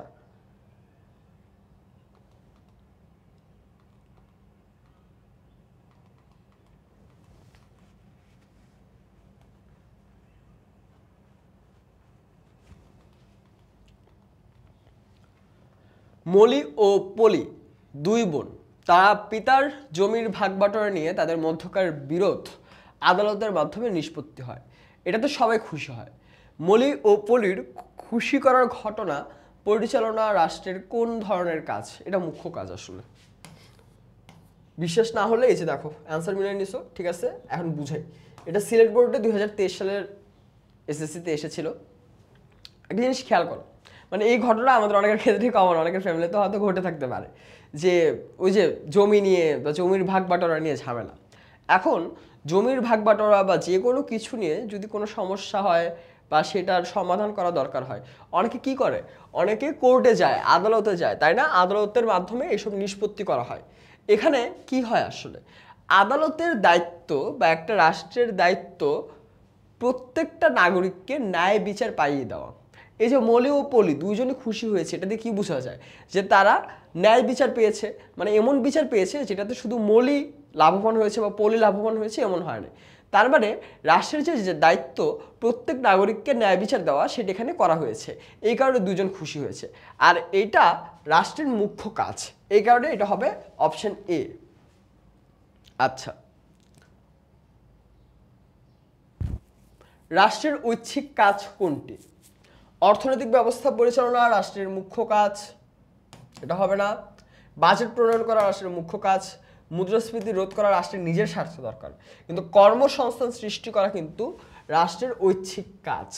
এই কারণেই কিন্তু সরকার বা যে কোনো জায়গা থেকে আমরা দেখতে পারি যে কর্মসংস্থান সৃষ্টি করা নিয়ে আমরা অনেক আলোচনা দেখি, কিন্তু সরকার কিন্তু প্রায় এই ব্যাপারটাকে এড়িয়ে যেতে পারে, কারণ এটা ঐচ্ছিক কাজ। তবু আমাদের সরকার আমরা বিগত সময়ে দেখলাম যে এই যে কর্মসংস্থান সৃষ্টি করা সেটা কিন্তু বেশ কিছু কাজ করেছে বা কাজ হয়েছে। এটার অ্যান্সার হবে ডি, কর্মসংস্থান সৃষ্টি। আচ্ছা, রাষ্ট্রের সবচেয়ে গুরুত্বপূর্ণ ঐচ্ছিক কাজ কোনটি?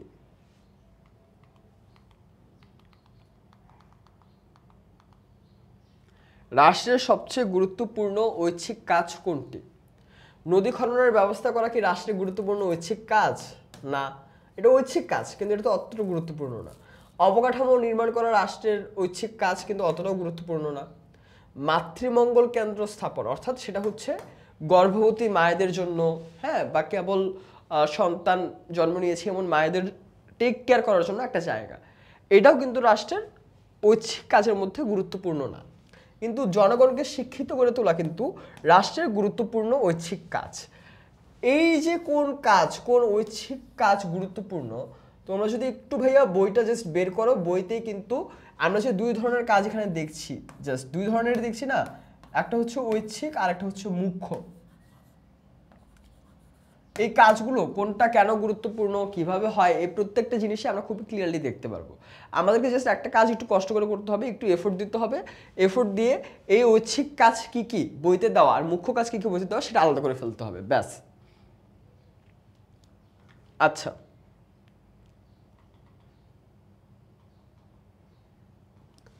জনগণকে শিক্ষিত করে তোলা এটি রাষ্ট্রের যে কার্যাবলীর মধ্যে পড়ে। জনগণকে শিক্ষিত করে তোলা রাষ্ট্রের, এই যে দেখো এখানে কি ঐচ্ছিক বলে কিছু আছে? নাই। ঐচ্ছিক কাজের অন্য একটা নাম কি?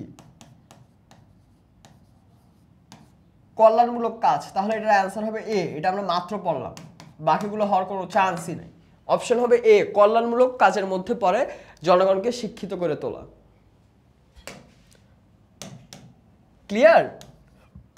এই চ্যাপ্টারটা কিন্তু ভাইয়া ইজি, এই চ্যাপ্টার ইজি। এই চ্যাপ্টারটা প্রপারলি রিডিং পড়লে, মনোযোগ দিয়ে রিডিং পড়লে কোনো কিছু আর আটকাবে না। ঐচ্ছিক কার্যাবলী কোন ধরনের রাষ্ট্রে বেশি দেখা যায়? অনুন্নত না, অনুন্নত রাষ্ট্রে মুখ্য কাজগুলো অনেক সময় ঠিকঠাক মতো হয় না।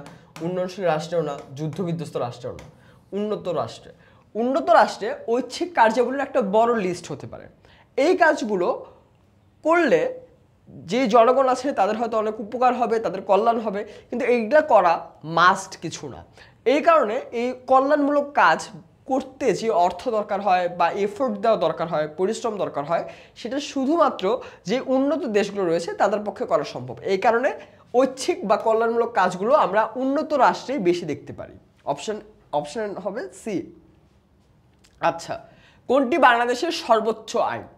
এটা খুবই খুবই খুবই ইম্পর্টেন্ট একটা প্রশ্ন, যে বাংলাদেশের সর্বোচ্চ আইন কোনটা।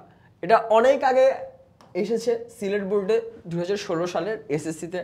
এখানে 4টা অপশন দেওয়া: আইনসভা কর্তৃক আইন প্রণয়ন করা বা প্রণীত আইন, নৈতিক আইন, সামাজিক আইন আর সংবিধান। এখন বাংলাদেশের সর্বোচ্চ আইন কোনটা আসলে, এটা আসলে প্যারাখার কিছু নাই। তোমরা একটু গুরুত্ব দিলে দেখবা এটা ডিরেক্ট বইতে দেওয়া আছে যে বাংলাদেশের সর্বোচ্চ আইন হচ্ছে সংবিধান।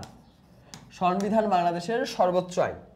দেখছো ভাইয়া, এখানে কিন্তু প্যারা খাওয়ার কিছু নাই। আমাদের অনেকগুলো প্রশ্ন এখানে বইয়ের লাইনটা জাস্ট ডিরেক্ট উঠাই দিয়ে, ধরো এই যে সংবিধান বাংলাদেশের সর্বোচ্চ আইন, এখানে সংবিধানটা অপশনে ফেলাই দিয়ে এখানে জিজ্ঞেস করছে কোনটি। এরকম অনেক প্রশ্নই আছে যেসব আমাদের বইয়ের ডিরেক্ট লাইন অর্ধেক একটা অংশ এটা অপশনে দিয়ে বাকিটাতে কোশ্চেন করা হয়েছে। নাগরিকের অন্যতম দায়িত্ব হলো সংবিধান মেনে চলা, আইনের প্রতি সম্মান দেখানো, সততার সাথে ভোট দেওয়া। এখানে কোনটা হবে আনসার? নাগরিকের অন্যতম দায়িত্ব সংবিধান মেনে চলা, এটা তো সত্য। আইনের প্রতি সম্মান দেখানো নাগরিকের দায়িত্ব, এটাও সত্য।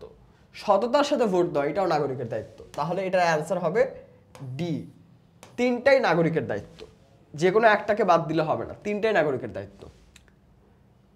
নাগরিকের অন্যতম দায়িত্ব কর্তব্য হলো রাষ্ট্রের প্রতি আনুগত্য প্রকাশ করা, এটা করতেই হবে। রাষ্ট্রের প্রতি আনুগত্য প্রকাশ না করলে সেই নাগরিক প্রপার নাগরিক হয়ে ওঠে না। রাষ্ট্রের প্রচলিত আইন মেনে চলা, আইন মেনে চলতে হবে, এটাও ট্রু। সততা ও সুবিবেচনার সাথে ভোট দেওয়া, তিনটাই। তাহলে এটারও অ্যান্সার হবে ডি, 1, 2 ও 3। সমাজের প্রচলিত নিয়ম কানুন আধুনিক রাষ্ট্র ব্যবস্থায় কি নামে পরিচিত? সমাজের প্রচলিত নিয়ম কানুন আধুনিক রাষ্ট্র ব্যবস্থায় আইন নামে পরিচিত। আচ্ছা, মানে দেখছো, মানে এই এমসিকিউ গুলো কিন্তু ডিরেক্ট, এসব তোমাদেরকে সলভ করানো হচ্ছে কোন ধরনের এমসিকিউ আসে, কিভাবে আসে, বা কোনটা আমি গুরুত্ব দিয়ে পড়বো। এটা কিন্তু আমরা আসলে এমসিকিউ গুলো দেখলেই বুঝতে পারি যে একটা চ্যাপ্টারে কি কি গুরুত্ব দিয়ে পড়তে হবে, এইটা বোঝার জন্য। কেমন? আর প্র্যাকটিসটাও আমাদের এখানে যাতে টপ নচ হয় সেটা আমাদের মাথায় রাখতে হবে। রাষ্ট্র কর্তৃক আরোপিত অধিকার ও বাধ্যকতা সমূহ আইন। অর্থাৎ রাষ্ট্র কর্তৃক আরোপিত অধিকার এবং বাধ্যবাধকতা সমূহ হচ্ছে আইন। অর্থাৎ রাষ্ট্র আমাদের উপর যে অধিকার আরোপ করে আর যেই বাধ্যবাধকতা, অর্থাৎ আমাদেরকে মাঝে মধ্যে আব্বু আম্মু বলে না যে মাগরিবের আগে বাসায় ফিরতে হবে, বা এরকম কিছু রেস্ট্রিকশন দেয়, রাষ্ট্র যে রেস্ট্রিকশন দেয় সেসবকে আমরা আইন বলছি। এই উক্তিটা কি করেছে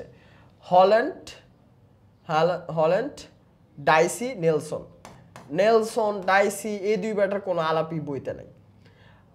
হল্যান্ডের কিছু স্পেসিফিক আলাপ আছে কিন্তু এটা নেই। এটার অ্যান্সার হবে বি, টি.এইচ. গ্রিন। দেখছো, মানে কয়েকটা জিনিস খুব ইজিলি বের করা যায় আসলে। আইনের উৎকৃষ্ট সংজ্ঞা প্রদান করেন কে? উৎকৃষ্ট সংজ্ঞা বলতে বোঝানো হচ্ছে যে সবচেয়ে ভালো সংজ্ঞাটা কে দিছে, বলো কে দিছে? এটা কিন্তু বইয়ের সবচেয়ে মজার একটা প্রশ্ন আমার কাছে লাগছে অ্যাটলিস্ট, যে এটা খুব মজার একটা প্রশ্ন। কারণ বইতে ডিরেক্ট দেওয়া আছে যে আইনের উৎকৃষ্ট সংজ্ঞা প্রদান করেন উড্রো উইলসন। উড্রো উইলসনের বইতে দেখবা যে ভাইয়া একটু বড় একটা সংজ্ঞা আছে, এটা কষ্ট করে মনে রাখার চেষ্টা করবে, কারণ এই সংজ্ঞাটা কিন্তু আইনের উৎকৃষ্ট সংজ্ঞা কি এরকম যদি জ্ঞানমূলক প্রশ্ন বা অনুধাবন প্রশ্ন আসে তখন কিন্তু তুমি ইজিলি নাম্বারটা পেয়ে যাবে যদি তুমি একটু মনে রাখতে পারো যে এই সংজ্ঞাটা কি। উড্রো উইলসন দিয়েছে, এটা আমরা অনেকেই জানি, অনেক হয়তো অ্যান্সার করতে পারবো। T. H.. Green, Harold J Laski বা হল্যান্ড এদের কথা কিন্তু ওইভাবে আসে না উৎকৃষ্ট সংজ্ঞা প্রদানের ক্ষেত্রে। এরা আইন নিয়ে রাষ্ট্র নিয়ে অনেক কথা বলেছে, কিন্তু আইনের উৎকৃষ্ট সংজ্ঞাটা দিয়েছে উড্রো উইলসন। আচ্ছা, রাষ্ট্রবিজ্ঞানী হল্যান্ড আইনের কয়টি প্রধান উৎসের কথা বলেছে? রাষ্ট্রবিজ্ঞানী হল্যান্ড আইনের কয়টা প্রধান উৎসের কথা বলেছে? এটা খুবই খুবই ইজি একটা প্রশ্ন। রাষ্ট্রবিজ্ঞানী হল্যান্ড আইনের প্রধান 6টা উৎসের কথা বলেছে। হ্যাঁ, এই যে 6টা উৎস, এই 6টা উৎস নিয়ে আমরা কথা, এই যে এখানে আবার একই প্রশ্ন অলমোস্ট। আইনের উৎস কয়টা? 6টা। হল্যান্ড যে 6টার কথা বলেছে এই 6টা আসলে আইন তৈরি করতে বা আইন কিভাবে হলো এই জিনিসগুলোকে আরো ক্লিয়ার করে, এই কারণে এই 6টাকে আমরা মেইন উৎস হিসেবে ধরে থাকি। আচ্ছা,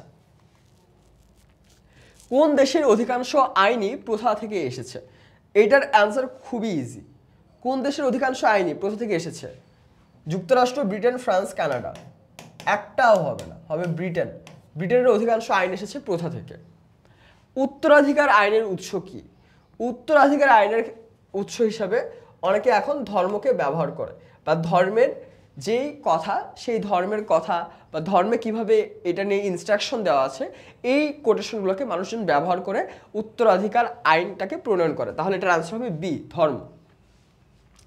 প্রাচীনকাল থেকে মানুষ নিচের কোনটি অনুসরণ করে আসছে? আইনসভার আইন, ঐশ্বরিক আইন, আইনবিদদের আইন, বিচারকের আইন। প্রাচীনকালের রাষ্ট্র, এই যে খেয়াল করো, প্রাচীনকালের রাষ্ট্রকে কি মনে করা হতো? ঈশ্বরের সৃষ্টি, তাই না? এখন যদি রাষ্ট্রকে ঈশ্বরের সৃষ্টি মনে করা হয় তাহলে কোন ধরনের আইন ফলো করবে বলো? কি হবে? ঐশ্বরিক, অর্থাৎ আইনগুলোকে তারা ভাবতো ঐশ্বরিক আইন, অর্থাৎ ঈশ্বরের দেওয়া আইন।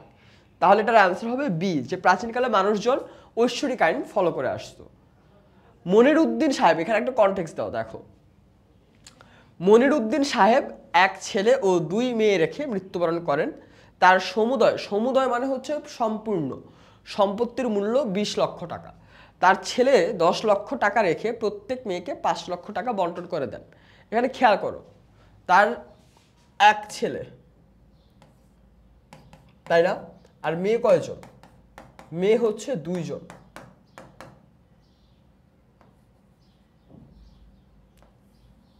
এটা মেয়ে, এটাও মেয়ে। তার হচ্ছে এক ছেলে আর 2 মেয়ে। তাদের মধ্যে তার ছেলে যখন মনির উদ্দিন সাহেব মারা যায় তখন কি করে? তখন নিজে এই যে 20 লাখ টাকার মধ্যে নিজে 10 লাখ টাকা রাখে আর 10 লাখ টাকা 2 ভাগ করে দেয়, তাই না? অর্থাৎ 2 জনের মধ্যে 5 লাখ টাকা করে দিয়ে 10 লাখ টাকা দেয়। আচ্ছা,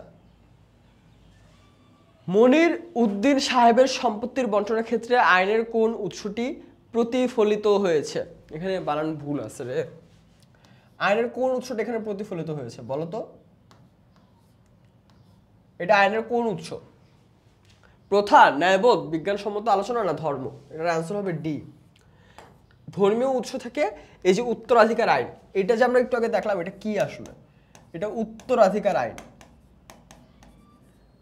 আর উত্তরাধিকার আইন পালনের ক্ষেত্রে বা আইনে এই যে সম্পত্তির ভাগ বাটোয়ারার ক্ষেত্রে ধর্মকে বা ধর্মে যা বলা আছে সেটা মানা হয়।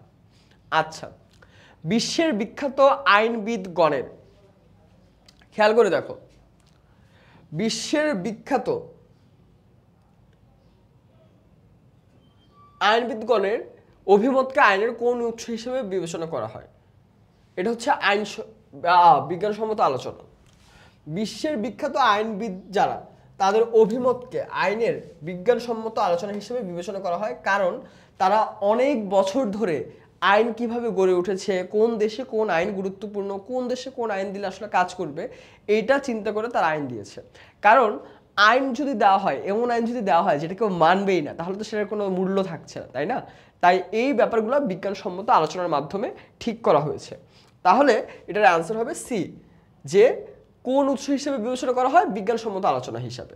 আচ্ছা, আধুনিক রাষ্ট্রে আইনের প্রাচীনতম উৎস কোনটি? আধুনিক রাষ্ট্রে আইনের প্রাচীনতম উৎস আসলে কোনটা? এখান থেকে চারটা দেওয়া। আধুনিক রাষ্ট্রে বলা হচ্ছে যে আইনের প্রাচীনতম উৎস ধর্ম।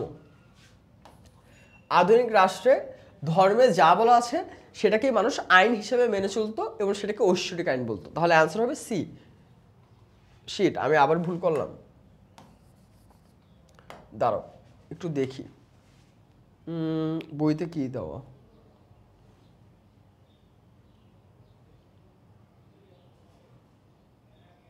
ও আচ্ছা,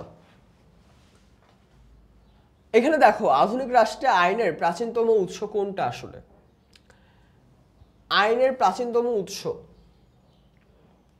বা এই যে এখানে বলা হচ্ছে আধুনিক রাষ্ট্র, আধুনিক রাষ্ট্র যখন তৈরি হয় একদম প্রথমে, তখনই কি আইন এসেছে বলো? তখন তো আইন আসেনি।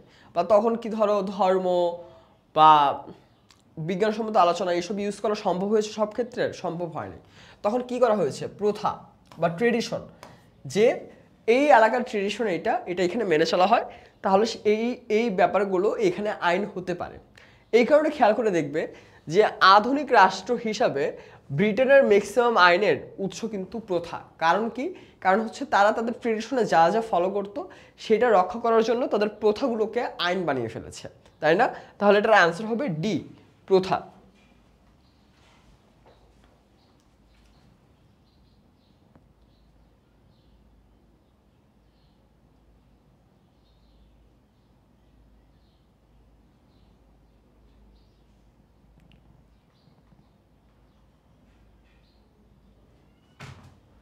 আচ্ছা, আইনের অনুশাসন থাকলে ন্যায় বিচার প্রতিষ্ঠিত হয়, সত্য।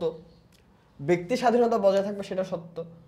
ধনী গরিবের বৈষম্য বাড়ে। আচ্ছা, আইনের যদি প্রপার অনুশাসন থাকে তাহলে খারাপ কিছু হওয়া কি পসিবল? যদি আইন প্রপারলি মানা হয়, পসিবল না তো। আইনের অনুশাসন ঠিকঠাক থাকলে ন্যায় বিচার প্রতিষ্ঠা হবে, ব্যক্তি স্বাধীনতা ঠিকঠাক থাকবে, তাই না?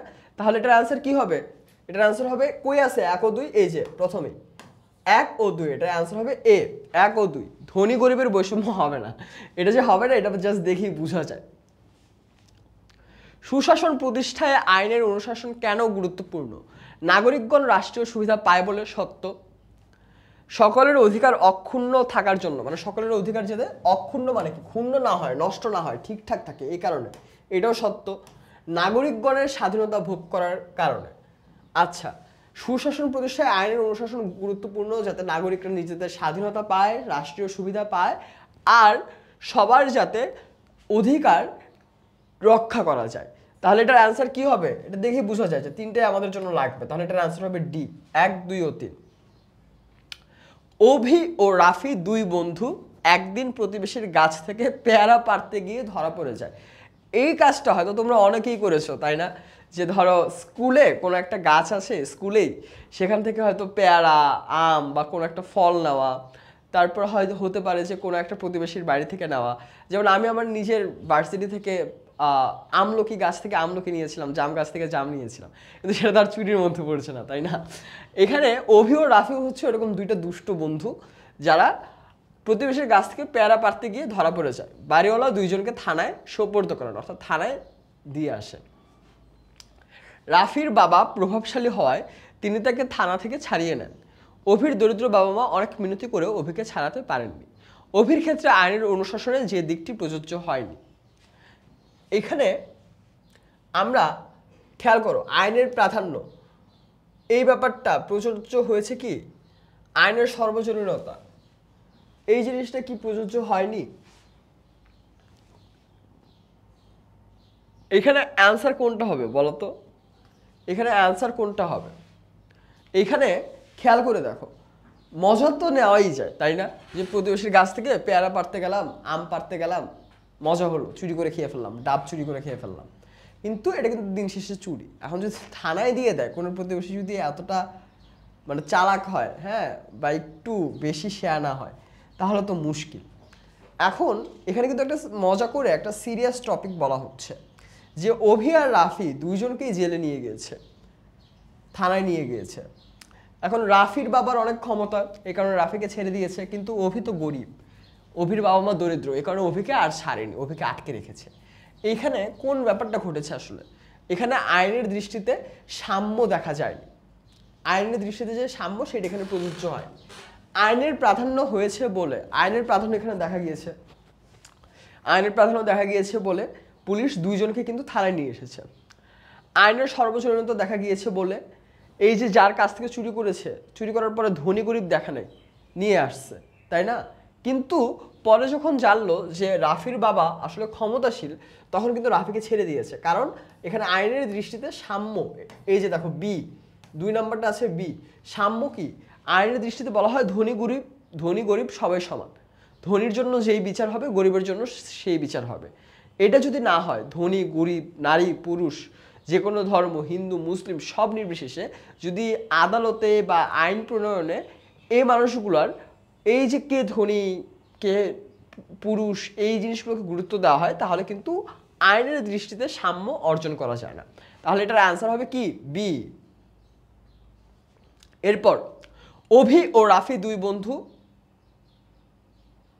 ও আচ্ছা, ও আচ্ছা, একই কনটেক্সট কিন্তু আলাদা প্রশ্ন। আচ্ছা, এই দুই বন্ধু আলাদা যে চুরি করলো, এরপরে কি হলো? দেখলাম যে রাফির বাবা থানা থেকে তাকে ছাড়িয়ে নিয়েছে, অভির দরিদ্র বাবা মা ছাড়াতে পারেনি। এই দিকটা যদি সমাজে প্রতিষ্ঠিত হয়, তাহলে আইনের দৃষ্টিতে কি হবে? এই দিকটা যদি সমাজে প্রতিষ্ঠিত হয়, আইনের দৃষ্টিতে ধনী গরিব সকলেই সমান হবে, সকলের জন্য আইন সমানভাবে প্রযোজ্য হবে, কেউ বাড়তি সুবিধা পাবে না। অর্থাৎ যদি এই যে ব্যাপারটা নিয়ে, হ্যাঁ, আলোচনা করা হয় বা এই ব্যাপারটা নিয়ে যদি কথা বলা হয়, তাহলে কিন্তু এই ব্যাপারগুলো আমরা নিশ্চিত করতে পারবো, যেখানে দেখা যাবে যে ধনী গরিব ঠিকঠাক সবাই সমান সুবিধা পাচ্ছে, সবাইকে এই আইন সমান গুরুত্ব দিচ্ছে, কাউকে আইন বাড়তি সুবিধা দিচ্ছে না। তাহলে এটার আনসার হবে 3টাই, এটা বুঝাই যাচ্ছে পড়ে, তাই না? এটার আনসার হবে 1, 2 ও 3। আচ্ছা, ফাইনালি আমাদের এমসিকিউ শেষ। আমরা এখন কিছু শর্ট কোশ্চেন দেখব, এরপর আমরা দেখব সিকিউ কিছু। আচ্ছা, শিওর শর্ট, বেশি কথা বলার অপশন নাই, উপায় নাই, কিন্তু এটা বলা খুবই দরকার। সংক্ষিপ্ত প্রশ্নের ভেতরে একটা জিনিস, আমাদের আলাদা সংক্ষিপ্ত প্রশ্ন আছে, আবার জ্ঞানমূলক কোনো ধরনের প্রশ্ন আছে। আমাদেরকে কিন্তু ভাইয়া এটা বুঝতে হবে যে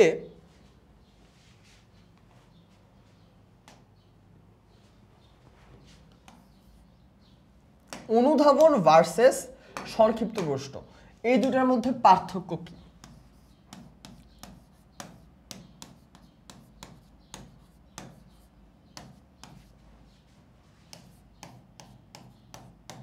দেখো, অনুধাবনে আমরা কি করব ভাইয়া বলো তো? অনুধাবনে আমরা যেটা করব সেটা হচ্ছে আমরা গুরুত্ব দিব আমরা কি বুঝতে পারলাম বা আমরা কি অ্যান্সার করলাম, এক লাইনে তো এই অ্যান্সারটা করলাম, এরপর হচ্ছে আমরা এভিডেন্স দিব যে আমার উত্তরটা কেন সঠিক, এর জন্য যে যেই প্রমাণ আমার বই থেকে হাজির করতে হবে সেটা করব। আর সংক্ষিপ্ত প্রশ্নে আমি কি করব বলো তো? এলাবোরেট করব বা বর্ণনা করব, কোনো একটা কিছু আমি বর্ণনা করে লিখবো। এটাই জাস্ট বেসিক পার্থক্য, এটা জাস্ট বলে নিলাম, কেমন? যাতে তোমাদের সমস্যা না হয়। অনেকে অনুধাবন প্রশ্ন সংক্ষিপ্ত প্রশ্নের মতো লিখে এরপর নাম্বার কম পায়, অনেকে সংক্ষিপ্ত প্রশ্ন অনুধাবন প্রশ্নের মতো লিখে এই কারণে নাম্বার কমে যায়। এইসব ভুল করা যাবে না। বইয়ে গাইড বলো, যে গাইড তুমি ফলো করো, বা এসএস ফিউচার স্কুলের যে লেকচার শিট বা গাইডগুলো তোমরা পেয়েছো, সেখানে দেখবে যে অনুধাবন কোন স্ট্রাকচারে লেখা হচ্ছে, সংক্ষিপ্ত প্রশ্ন কোন স্ট্রাকচারে লেখা হচ্ছে। এটা যদি তুমি একটু ফলো করো ভাইয়া, তাহলে তোমার পরীক্ষায় প্রপার নাম্বার আসবে, কেমন? প্রশ্ন 1, এরিস্টটল নাগরিকের সংজ্ঞায় কি বলেছেন? এরিস্টটল এই যে এই প্রশ্নগুলো কিন্তু তোমাদের আসতেই পারে যে অমুক ব্যক্তি রাষ্ট্রের সংজ্ঞায় কি বলেছে, অমুক ব্যক্তি নাগরিকের সংজ্ঞায় কি বলেছে, অমুক ব্যক্তি আইন নিয়ে কি বলেছে। এই কারণেই ভাইয়া তোমাদেরকে বলেছি যে এটা যদি পড়ে রাখো, খেয়াল করে দেখো, এই প্রশ্নগুলো কিন্তু অনুধাবনে আসতে পারে, সংক্ষিপ্ত প্রশ্নে আসতে পারে। অনুধাবনের মার্ক কত? 2। সংক্ষিপ্ত প্রশ্নের মার্ক কত? 2। অর্থাৎ এই কোটেশনগুলা কে কোনটা বলেছে এটা যদি মনে রাখতে পারো একটু কষ্ট করে, তাহলে সংক্ষিপ্ত প্রশ্ন বা এমসিকিউ যেখানেই হোক তুমি এটা অ্যান্সার করতে পারবে, একটা ভালো নাম্বার পাবে। কিন্তু এটা যদি মনে না রাখো, এমসিকিউ তুমি কি বাদ দিতে পারবে বলো? এমসিকিউতে কি তোমার কাছে চয়েস আছে বাদ দেওয়ার? নাই তো, সবগুলো অ্যান্সার করতে হবে। শর্ট কোশ্চেনে চয়েস আছে, সিকিউতে তুমি চয়েস পাবে, কিন্তু সিকিউ থেকেও এই জায়গাগুলোতে এমসিকিউতে শর্ট কোশ্চেনে তোমার মার্ক কত, এমসিকিউ আর শর্ট কোশ্চেনে কিন্তু তোমার ফুল পরীক্ষার হাফ নাম্বার, তাই এটা গুরুত্ব দিয়ে করতে হবে। দেখো, এরিস্টটল নাগরিকের সংজ্ঞায় বলেছে যে সে ব্যক্তি নাগরিক যে নগর রাষ্ট্রের প্রতিনিধিত্ব ও শাসন কার্যে সক্রিয়ভাবে অংশগ্রহণ করে, তার মধ্যে অধিকাংশেরই যথাযথভাবে নাগরিক অধিকার প্রয়োগ করার সামর্থ্য কিংবা অফুরন্ত সময় নেই। এখন এরিস্টটল যে আলাপটা দিয়েছে সেটা হচ্ছে শুধু সেই ব্যক্তি নাগরিক হবে যে নগর রাষ্ট্রের প্রতিনিধিত্ব, অর্থাৎ তখন তো নগর রাষ্ট্র ছিল, সেটার প্রতিনিধিত্ব করবে এবং শাসন কাজে অংশ নিবে। এবং এরিস্টটল মনে করতো যে প্রত্যেকটা নাগরিকের কাছে না আসলে ইনাফ টাইম নেই যে সে রাষ্ট্র নিয়ে চিন্তা করবে বা নাগরিক অধিকার প্রয়োগ করবে। এই কারণে খেয়াল করে দেখো, কিছু স্পেসিফিক মানুষই এরিস্টটলের সময়ে গ্রিসের কথা যে বলা হচ্ছে, নগর রাষ্ট্র ছিল তখন, স্পেসিফিক কিছু মানুষই তখন নাগরিক হতে পারতো। এই স্পেসিফিক মানুষ, ধরো একটা জায়গায় 1000 মানুষ, সেখানে কিন্তু নাগরিকের অধিকার পাচ্ছে মাত্র 100 জন। কারণ মনে করা হতো এই 100 জন রাষ্ট্র নিয়ে বেশি চিন্তা করে, এই 100 জন রাষ্ট্র নিয়ে কাজ করবে, এই 100 জনই ভোট দিবে। এই কারণে বাকি 900 জন আর কিচ্ছু করতো না, এই 100 জনই এই নাগরিক অধিকার নিয়ে কাজ করতো। কেমন? কিন্তু এটা তো এরিস্টটলের সময়। এরিস্টটলের সময় মানে কি? মানে আজ থেকে বহু বছর আগে, তাই না? ডাইনোসর আমলের কথা। এখন তো আর সেটা হয় না। আচ্ছা, এই যে এখানে দেখো সেকেন্ড প্রশ্নই করা হচ্ছে, গ্রিক নগর রাষ্ট্রে তখন কাদেরকে আসলে নাগরিক বলা হতো, যেটা হচ্ছে এরিস্টটলের এই প্রশ্নের সাথে লিঙ্কড। হ্যাঁ, এইভাবে আমরা যদি বইয়ের এই ব্যাপারগুলো ঠিকমতো গুরুত্ব দিয়ে বুঝতে পারি, তাহলে দেখবা যে কোনো কিছুতে আর আটকাচ্ছ না। এখানে বলা হচ্ছে যে যারা শাসন কাজে সরাসরি জড়িত থাকতেন গ্রিক নগর রাষ্ট্রে, তাদেরকেই কেবল নাগরিক হিসেবে ধরা হতো। এই ধরনের নগর রাষ্ট্রে দাস এবং নারীদের নাগরিক হিসেবে গণ্য করা হতো না এবং তারা রাষ্ট্রীয় কাজে অংশগ্রহণ করতে পারতো না। তাহলে গ্রিক নগর রাষ্ট্রে আসলে কাদেরকে নাগরিক বলা হতো? গ্রিক নগর রাষ্ট্রের নাগরিক বলা হতো আসলে স্পেসিফিক কিছু পুরুষদের, তারাই ছিল নাগরিক। আর নারীরা নাগরিক অধিকার পেত না। একই সাথে যারা দাস, আমরা তো জানি যে তখন দাস প্রথা ছিল, স্লেভ ছিল। এই যে দাস প্রথায় যারা দাস, তারাও নাগরিকের অধিকার পেতেন না। আচ্ছা, এরপর হ্যারল্ড জে লাস্কি নাগরিকের সংজ্ঞায় কি বলেছেন? আধুনিক ব্রিটিশ হ্যারল্ড জে লাস্কি এই ব্যাটা কোথাকার রাষ্ট্রবিজ্ঞানী? ব্রিটিশ রাষ্ট্রবিজ্ঞানী। আধুনিক ব্রিটিশ রাষ্ট্রবিজ্ঞানী হ্যারল্ড জে লাস্কি নাগরিকের সংজ্ঞায় বলেছেন যে ব্যক্তি রাষ্ট্রের সুযোগ সুবিধা গ্রহণ করে এবং রাষ্ট্রের প্রতি আনুগত্য স্বীকার করে তাকেই নাগরিক বলা হয়। অর্থাৎ নাগরিক হওয়ার জন্য একটা মানুষের দুইটা কন্ডিশন সে দেখিয়েছে। রাষ্ট্রের প্রতি আনুগত্য স্বীকার করা মানে হচ্ছে রাষ্ট্রের আইন, রাষ্ট্রের নিয়ম মেনে চলা, আর রাষ্ট্রের সুযোগ সুবিধা পাওয়া। যে ব্যক্তি রাষ্ট্রের সুযোগ সুবিধা পাচ্ছে না, সে একটা সময় ফিল করবে না এই দেশ থেকে কি হবে, এই দেশ থেকে তো কিছুই পাচ্ছি না। এই ব্যাপারটার জন্য এটা সে বলেছে। আচ্ছা, অধ্যাপক গেটেল নাগরিকের সংজ্ঞায় কি বলেছেন?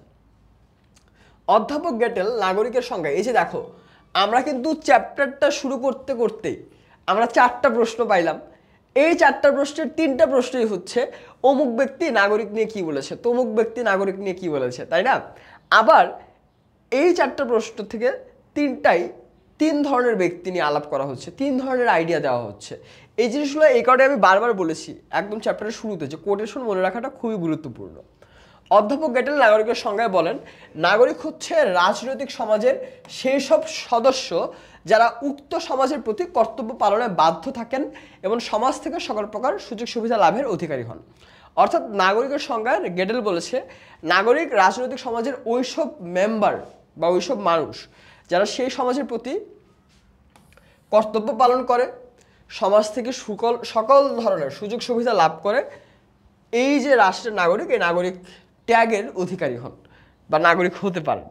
অর্থাৎ গেটেলের সাথে হ্যারল্ড জে লাস্কির যে সংজ্ঞা, এই সংজ্ঞার কিন্তু খুব একটা যে পার্থক্য আছে তা না, কিন্তু লাস্কি এই যে দেখো লাস্কির সংজ্ঞাটা অনেক স্ট্রেট কাট, হ্যাঁ বোঝা যায় ইজিলি। এই যে এখানে লাক্ষী লিখে রাখছে, হ্যারোল্ড যে লাস্কির সংজ্ঞাটা খুব ইজিলি বোঝা যায়, কিন্তু গেটেলের সংজ্ঞাটা একটু ঘোরানো পেঁচানো, হ্যাঁ লাস্কির সংজ্ঞার মতো অতটা ইজি না। এসবও কিন্তু আমাদেরকে ভাইয়া গুরুত্ব দিয়ে দেখতে হবে। নাগরিকত্ব পাওয়ার উপায় কি ব্যাখ্যা করো। আচ্ছা, নাগরিকত্ব পাওয়ার উপায় এখানে বলা হচ্ছে আইন আর নীতির উপর নির্ভর করে। ট্রু, রাষ্ট্রে বসবাসকারী যে কোনো মানুষই নাগরিকত্ব অর্জন করতে পারে, তবে পৃথিবীর বিভিন্ন দেশের জনগণ বিভিন্নভাবে নাগরিকত্ব অর্জন করে। যেমন কোনো দেশে জন্মস্থান নীতি অনুসরণ করা হয়, কোনো দেশ ব্যক্তির বাসস্থান নীতির উপর ভিত্তি করে নাগরিকত্ব দিয়ে থাকে। জন্মস্থান নীতি কি? জন্মস্থান নীতি হচ্ছে যেই দেশে জন্ম নেবে সেই দেশের নাগরিক। বাসস্থান নীতি কি? বাসস্থান নীতি হচ্ছে যেই দেশে বাস করবে সেই দেশের নাগরিক। এরকম বোঝা গেছে। এছাড়া বিশেষত্ব অবদানের জন্য নাগরিকত্ব অর্জন করা যায়, অর্থাৎ কেউ যদি কোনো দেশে, ধরো তুমি আমেরিকাতে গিয়েছো পড়তে, তাদের জন্য ধরো স্পেস এক্সে চাকরি করে খুব ভালো কিছু করে ফেলেছ, তখন তারা হয়তো তোমাকে নাগরিকত্ব দিবে।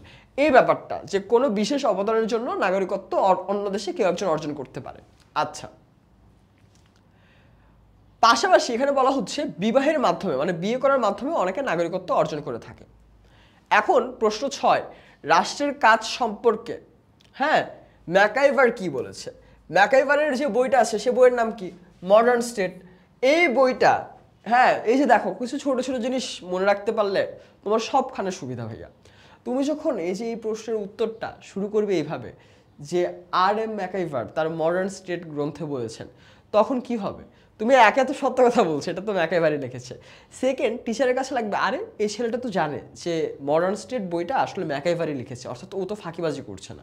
সো এই জিনিসগুলো ইভেন যতটুক পারা যায় আমাদের পরীক্ষার খাতায় উত্তরগুলো এইভাবে লিখতে হবে যাতে আমার উত্তর দেখে এটাও টিচারটা বুঝতে পারে যে আমি আসলেই পড়াশোনা করেছি, আমি ফাঁকিবাজি করিনি। কেমন? আচ্ছা, মডার্ন স্টেট গ্রন্থে ম্যাকাইভার কি বলেছে যে আইন শৃঙ্খলা রক্ষা করা রাষ্ট্রের প্রাথমিক কাজ বা দায়িত্ব, নাগরিকদের জীবন ও সম্পত্তির নিরাপত্তা এবং আচ্ছা আস্তে আস্তে বলি। রাষ্ট্রের প্রাথমিক দায়িত্ব হচ্ছে আইন শৃঙ্খলা রক্ষা করা, এরপর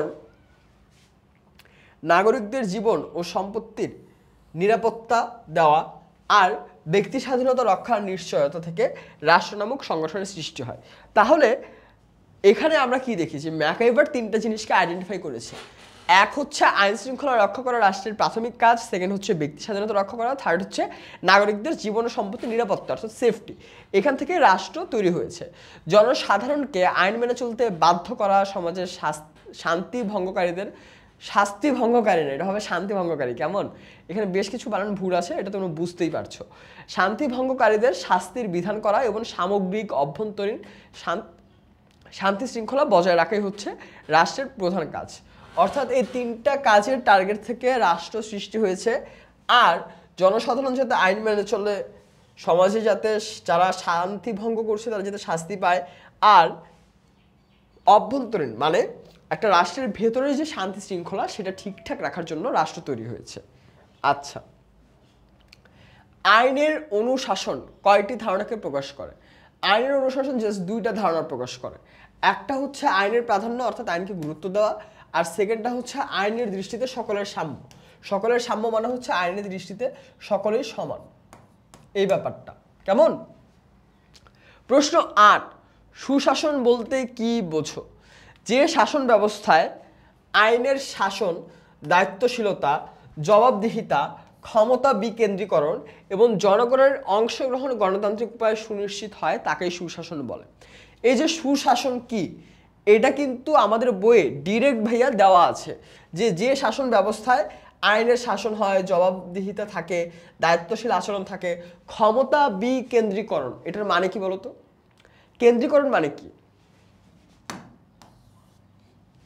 কেন্দ্রীকরণ মানে হচ্ছে এটা যদি একটা বৃত্ত হয় এটার কেন্দ্রে থাকা, তাই না? এটা হচ্ছে কেন্দ্রীকরণ। বিকেন্দ্রীকরণ মানে হচ্ছে এই যে ক্ষমতার কথা আমরা বলছি, ক্ষমতা স্পেসিফিক কোনো জায়গায় থাকবে না। কেমন? এই যে ক্ষমতার বিকেন্দ্রীকরণের আলাপ আমরা দিই, ক্ষমতা বিকেন্দ্রীকরণ মানে হচ্ছে ক্ষমতা কোনো একজন মানুষ বা কোনো সেন্টারে থাকবে না, এটা সবার কাছে ভাগ করে দেওয়া থাকবে। কারণ স্পেসিফিক কোনো মানুষের কাছে ক্ষমতা যদি কেন্দ্রীকরণ হয় তাহলে ক্ষমতার অপব্যবহার হতে পারে। এবং জনগণের অংশগ্রহণ গণতান্ত্রিক উপায়ে সুনিশ্চিত হলে তাকে সুশাসন বলে। 1994 সালে বিশ্ব ব্যাংক রিপোর্টে দেখা গিয়েছে যে সুশাসনের ক্ষেত্রে 4টা উপাদানের কথা বলা হয়েছে। এসব হচ্ছে সুষ্ঠু ব্যবস্থাপনা, মানে প্রপারলি ম্যানেজ করা, জবাবদিহিতা, অংশগ্রহণ আর স্বচ্ছতা। অর্থাৎ ঠিকঠাক মতো পরিকল্পনা বা ব্যবস্থাপনা, জবাবদিহি করা যে কখন কোন কাজ করা হচ্ছে বা কেন করা হচ্ছে, পার্টিসিপেট করা আর স্বচ্ছতা, অর্থাৎ কাজটা যাতে যতটা সঠিকভাবে হয়। এরপর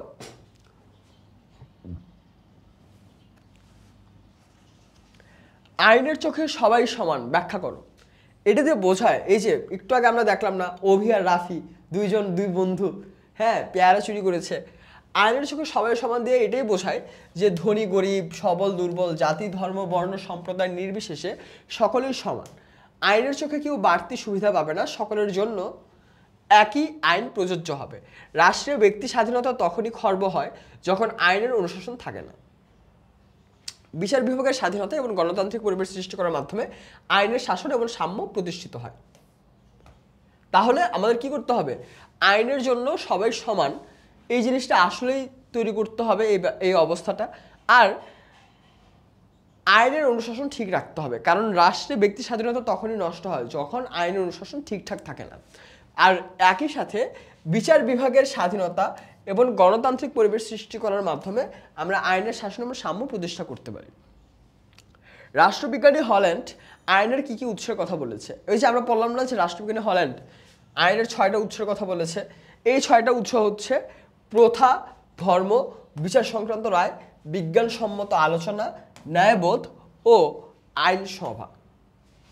এইটা হচ্ছে 6টা, যার মধ্যে ধরো প্রথা, ধর্ম, বিচার সংক্রান্ত রায় আর বিজ্ঞানসম্মত আলোচনা, এটা কিন্তু আমরা এমসিকিউতে পড়ে এসেছি। আইনসভা, আচ্ছা, আমরা আসলে সবগুলোই আসলে এমসিকিউতে দেখে এসেছি। প্রথা, ধর্ম, বিচার সংক্রান্ত রায়, বিজ্ঞানসম্মত আলোচনা, ন্যায়বোধ আর 6 নম্বরে হচ্ছে আইনসভা।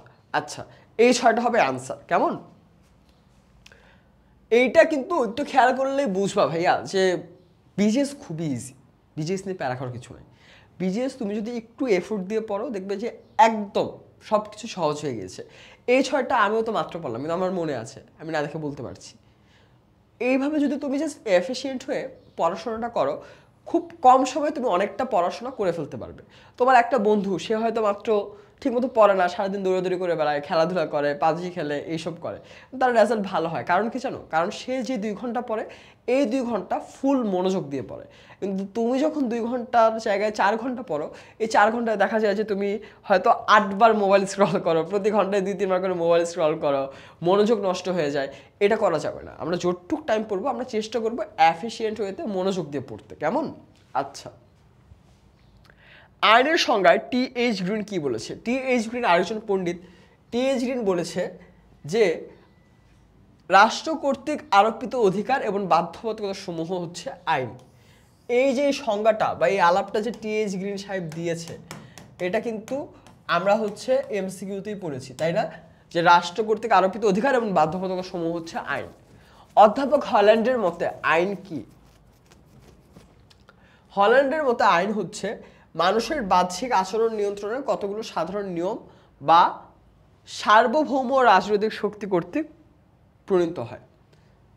তার মানে এটা আসলে কি বোঝায়? আইন মানুষের বাহ্যিক, মানে বাইরের যে আচরণ, মানে মানুষ কেমন আচরণ করবে অন্যের সাথে, কি কি নিয়ম মেনে চলবে, হ্যাঁ, এইসব নিয়ন্ত্রণের কতগুলা, মানে কয়েকটা সাধারণ নিয়ম যা সার্বভৌম রাজনৈতিক শক্তি কর্তৃক প্রণীত হয়। অর্থাৎ মানুষ কিভাবে চলবে, এই নিয়মগুলো সার্বভৌমিক রাজনৈতিক শক্তি থেকে আমরা সেট করে দিই। এটাই হচ্ছে এই যে বেটা হল্যান্ড, এই হল্যান্ডের ভাষায় আইন। কেমন? আচ্ছা, উড্রো উইলসনের মতে আইন কি? এই প্রশ্নটা হচ্ছে ভিভিআই, ভেরি ভেরি ইম্পর্টেন্ট। হ্যাঁ, এই প্রশ্নটা খুবই গুরুত্বপূর্ণ, কারণ উড্রো উইলসন আইনের প্রপার একটা সংজ্ঞা দেয় এবং এই সংজ্ঞাটা একটু হয়তো বড়ও লাগতে পারে। আইনের সংজ্ঞায় উড্রো উইলসন বলে, আইন হলো সমাজের সেসব প্রতিষ্ঠিত প্রথা ও রীতিনীতি যেগুলো সমাজে ও রাষ্ট্র কর্তৃক স্বীকৃত, অর্থাৎ আইন হচ্ছে সেই সব প্রথা বা রীতিনীতি যেটা সমাজ ও রাষ্ট্র কর্তৃক স্বীকৃত। আমাদের মনে রাখতে হবে যে কোনো আইনের ক্ষেত্রে সে আইন সমাজ বা রাষ্ট্রের স্বীকৃত কিনা সেটাকে বুঝতে হবে। যে আইন কোনো একটা সমাজ বা রাষ্ট্রের স্বীকৃত না, সেই আইন দিয়ে আসলে কোনো লাভ নেই, তাই না? সে আইন কেউ মেনে চলবে না, এবং যা সরকারের অধিকার ও ক্ষমতার দ্বারা বলবৎ করা হয়। অর্থাৎ এখানে বলা হচ্ছে এমন আইনের কথা যা সরকারের যে বিভিন্ন অধিকার বা ক্ষমতা এর মাধ্যমে এই আইনগুলোকে প্রণয়ন করা হয় বা আইনগুলোকে দেখে শুনে রাখা হয়। রাষ্ট্রের আবির্ভাব কেন ঘটেছে? এটা খুবই ইউজুয়াল প্রশ্ন। সমাজে বসবাসরত সকল মানুষকে একটা ঐক্যসূত্রে বাঁধা এবং তাদের কল্যাণ ও সমস্যার সমাধানের জন্যই রাষ্ট্রের আবির্ভাব ঘটে। সমাজ বিকাশের একটি স্তরে সমাজের মধ্য থেকেই রাষ্ট্রের উৎপত্তি ঘটেছে। সমাজ বিকাশের একটা স্তরে দেখা গিয়েছে যে এই যে সমাজ, এই যে সোসাইটির মধ্য থেকে রাষ্ট্রের উৎপত্তি ঘটেছে। রাষ্ট্র কিরূপ প্রতিষ্ঠান? রাষ্ট্র কেমন প্রতিষ্ঠান? রাষ্ট্র এই যে বইতে যেটা দেওয়া যে সামাজিক জীবনের আমাদের সবচেয়ে গুরুত্বপূর্ণ রাজনৈতিক প্রতিষ্ঠান, যেটা প্রাচীন ও মধ্যযুগে মনে করা হতো রাষ্ট্রকে ঈশ্বরের সৃষ্টি একটা প্রতিষ্ঠান, তাই না? আধুনিক রাষ্ট্রবিজ্ঞানীরা এই কারণে রাষ্ট্রকে কি বলেছে? সর্বজনীন। সর্বজনীন মানে কি ভাইয়া? সর্বজন, সবার জন্য। সর্ব মানে কি? সব। জন মানে কি? জন মানে মানুষজন, তাই না? যেই কাজটা সবার জন্য করা হয়, এখানে বলা হচ্ছে সর্বজনীন কল্যাণ সাধনকারী। অর্থাৎ রাষ্ট্র, একটা রাষ্ট্রে যারা থাকবে সবার জন্য কল্যাণ সাধন করবে। আর মানুষের স্বাধীনতা ও ব্যক্তিত্ব বিকাশের জন্য অপরিহার্য প্রতিষ্ঠান। অর্থাৎ মানুষের ব্যক্তি স্বাধীনতা বা ব্যক্তিত্ব বিকাশের জন্য আর সবার কল্যাণের জন্যই রাষ্ট্র তৈরি করা হয়েছে বা রাষ্ট্র গঠিত হয়েছে। কেমন? আচ্ছা, রাষ্ট্রের কাজ কি? সংক্ষেপে লেখো। এখানে খেয়াল করো, রাষ্ট্রের ইউজুয়াল কাজ আমরা জানি। রাষ্ট্রের ইউজুয়াল কাজের মধ্যে আমরা কি করব? যে অপরিহার্য কাজ আর ঐচ্ছিক কাজ। অপরিহার্যর আরেকটা নাম কি? অপরিহার্যর আরেকটা নাম হচ্ছে মুখ্য, আর ঐচ্ছিকের আরেকটা নাম হচ্ছে কল্যাণমূলক। কেমন? এই দুইটা আমরা লিখে দিব। এই যে রাষ্ট্র আমরা কি দেখি নাগরিক জীবনের কি করে বলতো? নাগরিক জীবনে দেখা যায় রাষ্ট্র নিরাপত্তা বিধান করে, সমাজে বিদ্যমান সমস্যাগুলোর প্রতিরোধ ও প্রতিকার করে, তাই না? আইন প্রণয়ন ও বাস্তবায়ন করা রাষ্ট্রের অন্যতম প্রধান কাজ। এইসব যদি আমরা একটু গুছিয়ে লিখি ভাইয়া, আমাদের পরীক্ষার হলে কিন্তু আসলে অনেক সময় এটা হয়। তোমরা কি জানো যে আমরা ধরো যা পড়ি তার সম্পূর্ণতা কখনো ডেলিভার করতে পারি না, তাই না? তুমি যদি ধরো অনেক এফোর্ট দিয়ে পড়েছো, কিন্তু তুমি হয়তো পরীক্ষার খাতে হাইয়েস্ট 80% ডেলিভার করতে পারবে, এর বেশি পারবে না। আমরা যদি সম্পূর্ণ প্রপারলি ডেলিভার করতে চাই, এই কারণে আমাদেরকে ঠিকঠাক মতো পড়তে হবে। অনেকের বিজিএস দিয়ে কমন একটা কমপ্লেন থাকে যে ভাইয়া পারি তো সব, কিন্তু লেখা শেষ হয়নি। এটার কারণ হচ্ছে তুমি গুরুত্ব দিয়ে পড়ো নাই, এই কারণে লেখা শেষ হয়নি। তাই তোমাকে যেটা করতে হবে ভাইয়া, তোমাকে লেখার প্র্যাকটিসও করতে হবে। হ্যাঁ, ব্যাপারটা এমন না যে পরীক্ষার হলে গেলাম সেদিনই আমি প্রথম লিখছি, পড়াশোনা তো সব পারি হয়েই যাবে, কিন্তু লেখাও প্র্যাকটিস করতে হবে। কারণ অনেকেই কিন্তু এই ব্যাপারটা ঘটে যে লেখার প্র্যাকটিস না থাকায় দেখা যায় যে অনেক কিছু পারে বা হয়তো সে প্রশ্নের সব কিছুই পারে, কিন্তু সে লিখে শেষ করতে পারে না। কেমন? আচ্ছা, 17 নম্বর প্রশ্ন, ম্যাকাইভারের মতে রাষ্ট্র কি? ম্যাকাইভার বলছে যে রাষ্ট্র হচ্ছে সরকার কর্তৃক প্রণীত আইন দ্বারা পরিচালিত একটি সংগঠন যার কর্তৃত্বমূলক ক্ষমতা আছে আর যেটা নির্দিষ্ট ভূখণ্ডে বসবাসরত অধিবাসীদের উপর বলবৎ করা হয়। এটা একদম ফার্স্টে আমরা পড়েছিলাম। কখন পড়ছিলাম বলো তো? এটা আমরা এমসিকিউর সময় পড়েছিলাম। অধ্যাপক গার্নারের মতে রাষ্ট্র কি? অধ্যাপক গার্নার রাষ্ট্রের সবচেয়ে সুস্পষ্ট ও পূর্ণাঙ্গ সংজ্ঞা কে দিয়েছে? গার্নার। গার্নার সাহেবের সংজ্ঞাটা একটু বড়। গার্নার সাহেব বলেছে রাষ্ট্র হলো বহু সংখ্যক ব্যক্তি নিয়ে গঠিত, এই যে এখানে আসছে জনসমষ্টি, তাই না? এমন এক জনসমাজ যার নির্দিষ্ট ভূখণ্ড রয়েছে, এই যে দুইটি উপাদান পাওয়া গেল, নির্দিষ্ট ভূখণ্ডে স্থায়ীভাবে বসবাস করে, যা বহিঃশক্তির নিয়ন্ত্রণ হতে মুক্ত, তার মানে সার্বভৌমত্ব আছে, আর যাদের একটি সুসংগঠিত সরকার আছে, যে সরকারের প্রতি ওই জনসমাজ স্বভাবতই অনুগত। এখন যে সরকারের কাছে, এটা উল্লেখ করে দিয়েছে কেন, যে সরকারের প্রতি সেই দেশের মানুষ অনুগত না, সেই সরকার তো টিকতে পারবে না বা সেই দেশও ঠিকঠাক মতো চলতে পারবে না। এই কারণে এটাও গুরুত্বপূর্ণ এখানে। কেমন? অর্থাৎ গার্নার সাহেব কিন্তু একটা ভালো কাজ করেছে। সে তার সংজ্ঞায় আমরা রাষ্ট্রের প্রয়োজনীয় যে 4টে উপাদানের কথা বলি, সে কিন্তু ঘুরিয়ে ফিরিয়ে 4টে উপাদানের কথাই বলেছে। জনসমষ্টি, নির্দিষ্ট ভূখণ্ডে বাস করে, তাদের উপর সার্বভৌম ক্ষমতা রয়েছে, সরকার গঠিত হয়, তাই না? আচ্ছা, রাষ্ট্র গঠনের জন্য জনসংখ্যা কত হওয়া প্রয়োজন? এই যে এটা তোমরা বইতে ডিরেক্ট দেখবে যে রাষ্ট্র গঠনের জন্য জনসংখ্যা কত হবে, এটা কোনো ফিক্সড কিছু না। কারণ দেখা গিয়েছে যে কোনো কোনো দেশে জনসংখ্যা কয়েক কোটি হতে পারে। আবার 2টা দেশের কথা উল্লেখ করা হয়েছে, যে সান মেরিনো আর মোনাকো, যেখানে দেখা গিয়েছে যে মাত্র 40,000-এর কাছাকাছি, এই যে 33,733 মানুষ আর 38,956টা মানুষ থাকে। হ্যাঁ, এটা তো খুব কম। আবার ভারতে বা চীনে কিন্তু মানুষজনের সংখ্যা অনেক বেশি, প্রায় কয়েকশো কোটি। রাষ্ট্র গঠনের দ্বিতীয় অপরিহার্য উপাদান কি? নির্দিষ্ট ভূখণ্ড হচ্ছে রাষ্ট্র গঠনের দ্বিতীয় উপাদান, অপরিহার্য, মানে যেটা ছাড়া রাষ্ট্র হবেই না। প্রত্যেক রাষ্ট্রে একটা স্পেসিফিক নির্দিষ্ট ভৌগোলিক সীমারেখা, এই যে ভৌগোলিক বাংলাদেশের যে ম্যাপ, সেটা বাংলাদেশের ভৌগোলিক সীমারেখা। হ্যাঁ, যেখানে স্থলভাগ থাকে, সমুদ্র সীমা থাকে, ইভেন আকাশ সীমাও থাকে। রাষ্ট্রের জনগণের বসবাসের জন্য নির্দিষ্ট যে আমরা ভূখণ্ড দেখি, মানে ধরো রাষ্ট্রের জনগণ যে ভূখণ্ডে বাস করে সেটার উপরে নিয়ন্ত্রণ থাকতে হবে। কারণ ধরো এটা একটা রাষ্ট্র যেটার এই পার্টটা নতুন, এখানে মানুষজন বাস করছে কিন্তু এখানে সরকারের নিয়ন্ত্রণ নেই, তাহলে কি সেটা প্রপার হবে? বলো, সেটা তো প্রপার হবে না। তাই রাষ্ট্রের জনগণের বসবাসের জন্য নির্দিষ্ট ভূখণ্ডের উপর নিয়ন্ত্রণ থাকাও দরকারি। রাষ্ট্রের উপাদানগুলোর নাম 4টে উপাদান: জনসমষ্টি, নির্দিষ্ট ভূখণ্ড, ভূখণ্ড না কিন্তু শুধু নির্দিষ্ট ভূখণ্ড, সরকার, সার্বভৌমত্ব। সরকার কিভাবে গঠিত হয়? রাষ্ট্র পরিচালনার জন্য 3টা বিভাগ থাকে: আইন বিভাগ, শাসন বিভাগ, বিচার বিভাগ। এই 3টা বিভাগ নিয়েই সরকার গঠিত হয়। গণতান্ত্রিক ব্যবস্থায় নির্বাচনের মাধ্যমে জনগণ তাদের সরকার গঠন করে। সরকার পদ্ধতি বিভিন্ন রাষ্ট্রে বিভিন্ন রকম হতে পারে, কিন্তু গণতান্ত্রিক ব্যবস্থায় কিন্তু সরকার নির্ধারণ করে বা সরকারকে নির্বাচন করে সেই দেশের জনগণ যারা, তারাই। সরকার বলতে কি বোঝায়? সরকার বলতে ব্যাপক অর্থে শাসক গোষ্ঠীর সকলকে বোঝায়, যারা প্রত্যক্ষ এবং পরোক্ষ। প্রত্যক্ষ এবং পরোক্ষ মানে হচ্ছে ভাইয়া যারা ডিরেক্টলি এবং ইনডিরেক্টলি, হ্যাঁ,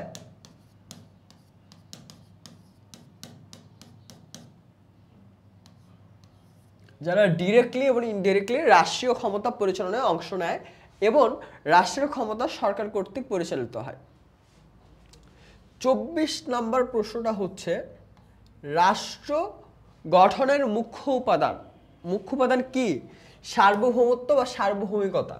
সার্বভৌমকে বলা হচ্ছে রাষ্ট্রের চরম ও চূড়ান্ত ক্ষমতা, তাই না? সার্বভৌমতার মাধ্যমে কিন্তু রাষ্ট্রের গঠন পূর্ণতা পায়। এই জিনিসগুলো প্রত্যেকটাই ভাইয়া এই শর্ট কোশ্চেনের ম্যাক্সিমাম বইতে ডিরেক্ট দেওয়া আছে। তোমরা যদি বইটা জাস্ট একটু খেয়াল করে পড়ে ফেলতে পারো, দেখবা যে তোমরা কোনো প্রশ্নে আটকাচ্ছ না। সার্বভৌমত্ব বলতে কি বোঝায়?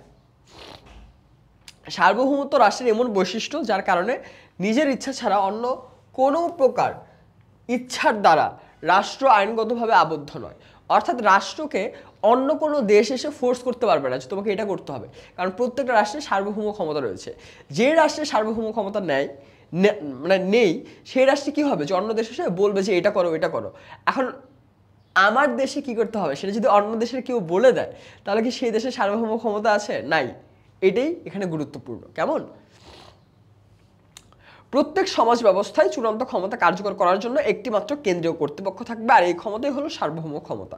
এই যে কেন্দ্রীয় কর্তৃপক্ষের যে ক্ষমতা, হ্যাঁ, সেটাকে বলা হচ্ছে সার্বভৌম ক্ষমতা। আচ্ছা, আমাদের এই এমসিকিউ শর্ট কোশ্চেন বোথ দেখা শেষ। ক্লাসটা বেশ বড় হয়ে যাচ্ছে, কিন্তু কষ্ট করে আর বেশিক্ষণ লাগবে না। আমরা কিছু সিকিউ দেখবো, সৃজনশীল দেখবো, এবং সৃজনশীল দেখার সময় ভাইয়া আমরা যদি একটু খেয়াল করি আমরা বুঝতে পারবো যে স্পেসিফিক কিছু প্রশ্ন বেশি আসে। সুনাগরিক বলতে কি বুঝো? এখানে আমরা সুনাগরিকের সংজ্ঞায় স্পেসিফিক যে সংজ্ঞা আছে সেটা লিখে দিলেই হয়ে যাবে। জনসমষ্টিকে রাষ্ট্রের প্রাথমিক উপাদান বলা হয় কেন?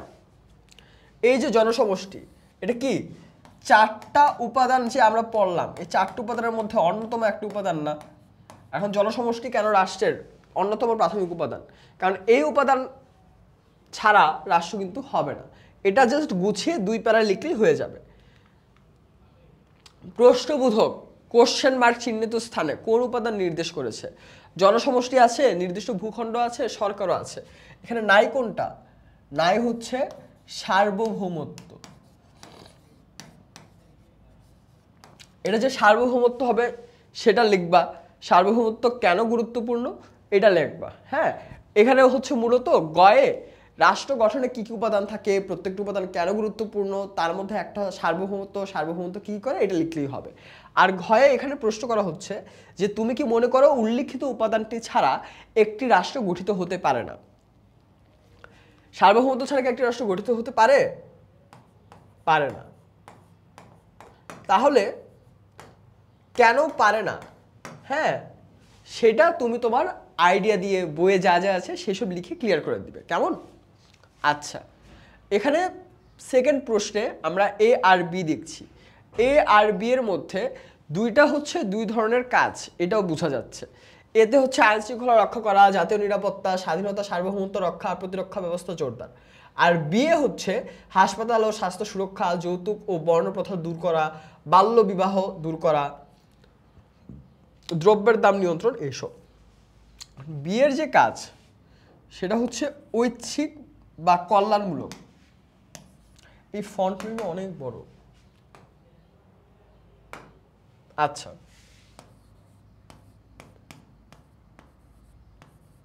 এটা হচ্ছে ঐচ্ছিক বা কল্যাণমূলক।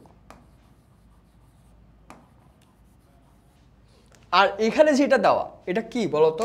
এটা হচ্ছে মুখ্য কাজ।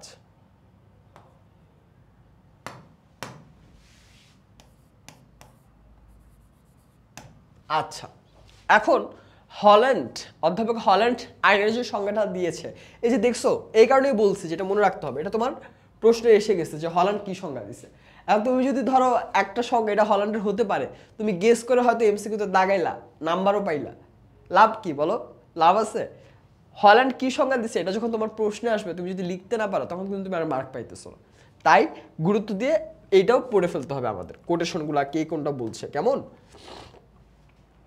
হল্যান্ডের আইনের সংজ্ঞাটা লিখবা, এরপর রাষ্ট্র গঠনের মুখ্য উপাদান কি সেটা নিয়ে আলোচনা করবা। এ দ্বারা রাষ্ট্রের কোন ধরনের কাজ নির্দেশ করা হয়েছে? এই যে মুখ্য কাজ। আর রাষ্ট্রের অর্থনৈতিক উন্নয়নের উপর বি দ্বারা নির্দেশিত কার্যক্রম নির্ভরশীল। এই যে ধরো রাষ্ট্রের অর্থনৈতিক উন্নয়নের উপর আমরা কি পড়েছি যে উন্নত দেশে এই কাজগুলো বেশি হতে পারে, বা এই যে ঐচ্ছিক কাজ সেটা একটা রাষ্ট্রের অর্থনৈতিক উন্নতি ঘটায়, সেসব আমরা এক্সপ্লেন করে দিলেই হয়ে যাবে। কেমন? আচ্ছা, 3 নম্বর কোশ্চেনে বলা হচ্ছে যে আসলাম নামের একটা লোক এলাকায় সন্ত্রাসী কার্যক্রম করায়, পুলিশ তাকে অ্যারেস্ট করে। আসলামের বাবা প্রভাব খাটিয়ে ছেলেকে ছাড়িয়ে আনে। মুকুল সাহেব দেশের জনগণ হিসেবে আইন কানুন মেনে চলে, নিয়মিত কর প্রদান করে, সততা বিবেচনা পূর্বক নির্বাচনে ভোট দেয়। এখানে প্রশ্ন করা হচ্ছে যে সরকার কাকে বলে? সরকারের সংজ্ঞা দিলাম। স্বাধীনতা রক্ষা করা রাষ্ট্রের সবচেয়ে গুরুত্বপূর্ণ কাজ করা, এটা বইতেও দেওয়া আছে, এক্সপ্লেন করলাম। এখন ফার্স্ট কনটেক্সটে বলা হচ্ছে আসলামকে ওর বাপ খারাপ কাজ করা সত্ত্বেও ছাড়িয়ে আনে। অর্থাৎ কোন ধরনের পরিপন্থী এটা বলতো? আইনের অনুশাসনের। আইনের অনুশাসন দুইটা নিয়ম আমরা একটু আগে শর্ট কোশ্চেনে পড়লাম না? আইনের সাম্য এবং এই জিনিসটা মেনটেন করা, তাই না? আইনের প্রাধান্য এবং আইনের সাম্য, আইনের চোখে সবাই সমান, এইটা। এই ধরনের পরিপন্থী এটা নিয়ে আমরা এক্সপ্লেন করব। আর নাগরিক হিসেবে মুকুল সাহেবকে আমরা মূল্যায়ন করব। অর্থাৎ মুকুল সাহেব নাগরিকের, এই যে এখানে আমরা কি করব বলতো? গয়ে 3টা প্যারা হবে। এই 3 প্যারার ফার্স্ট প্যারাটা আমরা দেখাবো যে কোন ধরনের পরিপন্থী লেখলাম।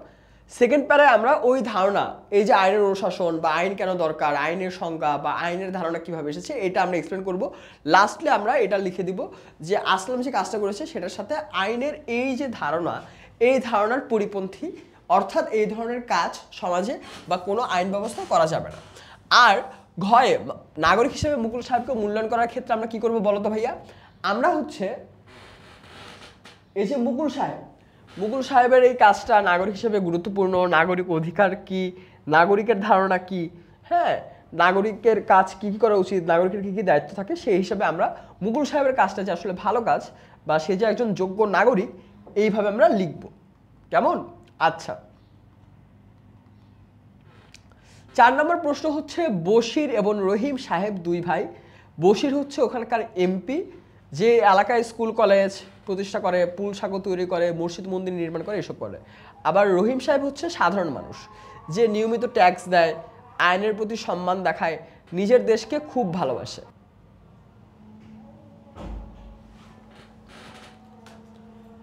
আচ্ছা, এখানে আমরা গার্নার সাহেব রাষ্ট্রীয় যে সংজ্ঞা দিয়েছে সেটা লিখলাম। দুইজনকে নিয়ে কথা বলা হচ্ছে। বশির এবং রহিম সাহেব দুইজনই দুই ভাই, দুইজনই দুইভাবে কাজ করে থাকে এবং দুইজনই বেশ ভালো মানুষ, তাই না? এখানে বশির সাহেবের কর্মকাণ্ড রাষ্ট্রের কোন ধরনের কাজের অন্তর্ভুক্ত? এটাকে আমরা বলতে পারি যে বশির সাহেবের যে কাজ সেটা হচ্ছে রাষ্ট্রের ঐচ্ছিক কাজের অন্তর্ভুক্ত। আর রহিম সাহেব নাগরিক হিসেবে সকল দায়িত্ব পালন করে কিনা। একটা জিনিস খেয়াল করো তো ভাইয়া, এই চ্যাপ্টার শুরু করার সময় কি বলেছিলাম যে রাষ্ট্রের উপাদান, রাষ্ট্রের 4টা উপাদান নিয়ে রাষ্ট্রের কি কি কাজ হতে পারে, ওই যে 2টা কাজ ঐচ্ছিক আর মুখ্য, নাগরিক জিনিসটা কি, নাগরিকের ধারণা কি, আর আইন কি, এইসবের বাইরে আর কোথাও থেকে তো আর সিকিউ আসবে না। এর মধ্যে স্পেসিফিক করলে ঐচ্ছিক কাজ কি, মুখ্য কাজ কি, আইন কি, আইনের ধারণা কি, নাগরিক হচ্ছে কিনা, নাগরিক হিসেবে দায়িত্ব পালন করছে কিনা, আর রাষ্ট্রের যে 4টা উপাদান আমরা পড়ি সেই উপাদানের মধ্যে সরকার হোক, সার্বভৌমত্ব হোক, এই এক একটা জিনিসের কন্ডিশন নিয়ে আমাদের সিকিউগুলো আসবে। কেমন?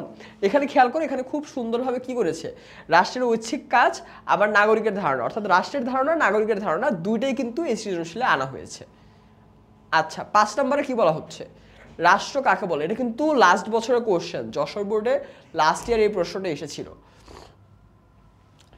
নির্বাচনে জয়লাভ করার পর রাষ্ট্রে নতুন সরকার আসে, ক্ষমতা লাভের পর নবগঠিত সরকার অর্থাৎ নতুন গঠন করা সরকার সর্বাধিক গুরুত্ব প্রদান করে আইন শৃঙ্খলা রক্ষার প্রতি। খুবই ভালো কাজ, এটা মুখ্য কাজের মধ্যে পড়ে।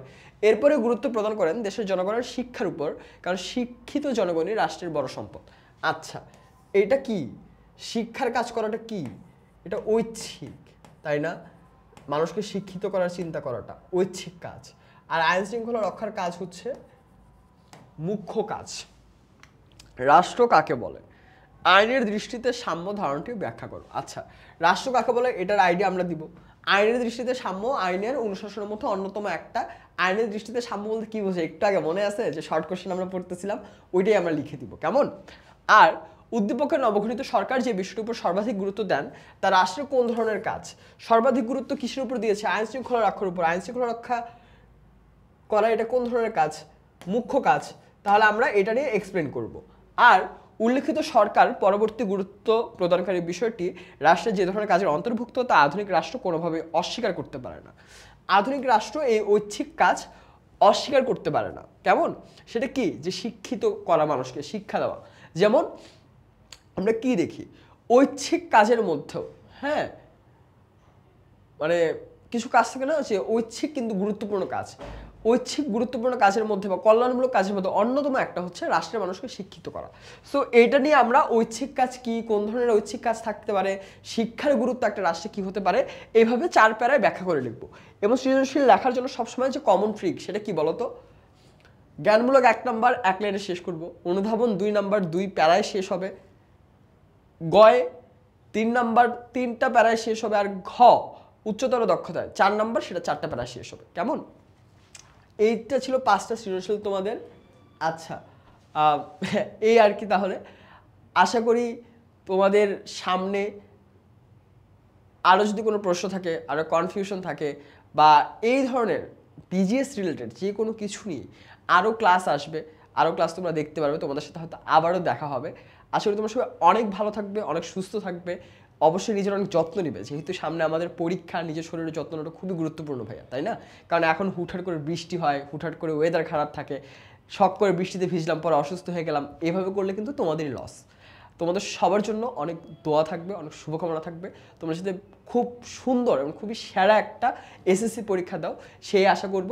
তোমাদের সবাইকে অনেক ধন্যবাদ এতক্ষণ ধৈর্য ধরে ক্লাসটা করার জন্য। তোমাদের সবাইকে অনেক অনেক শুভকামনা। এবং অবশ্যই এটা জানিয়ে রাখি শেষ করার আগে যে তোমরা এসএসসি এফআরবি দেখতে পারবে তোমাদের জন্যই। হ্যাঁ, এসএসসি এফআরবির ক্লাসগুলো যখন আসবে তখনও তোমরা ক্লাসগুলো দেখবে বা তোমাদেরকে পাশে পাবো, এই আশা করে আজকের এই ক্লাসটা এসএস ফিউচার স্কুলের শিওর শর্ট ক্লাস এখানে শেষ হচ্ছে। তোমাদের সবাইকে আবারও অসংখ্য ধন্যবাদ। সবাই অনেক পড়াশোনা করবে, অনেক দুষ্টামি করবে, কিন্তু এটা মনে রাখতে হবে যে পড়াশোনা করাটাও দুষ্টামির সাথে সাথে একইভাবে গুরুত্বপূর্ণ। তোমাদের সবাইকে পরীক্ষার জন্য অনেক অনেক শুভকামনা। ধন্যবাদ সবাইকে।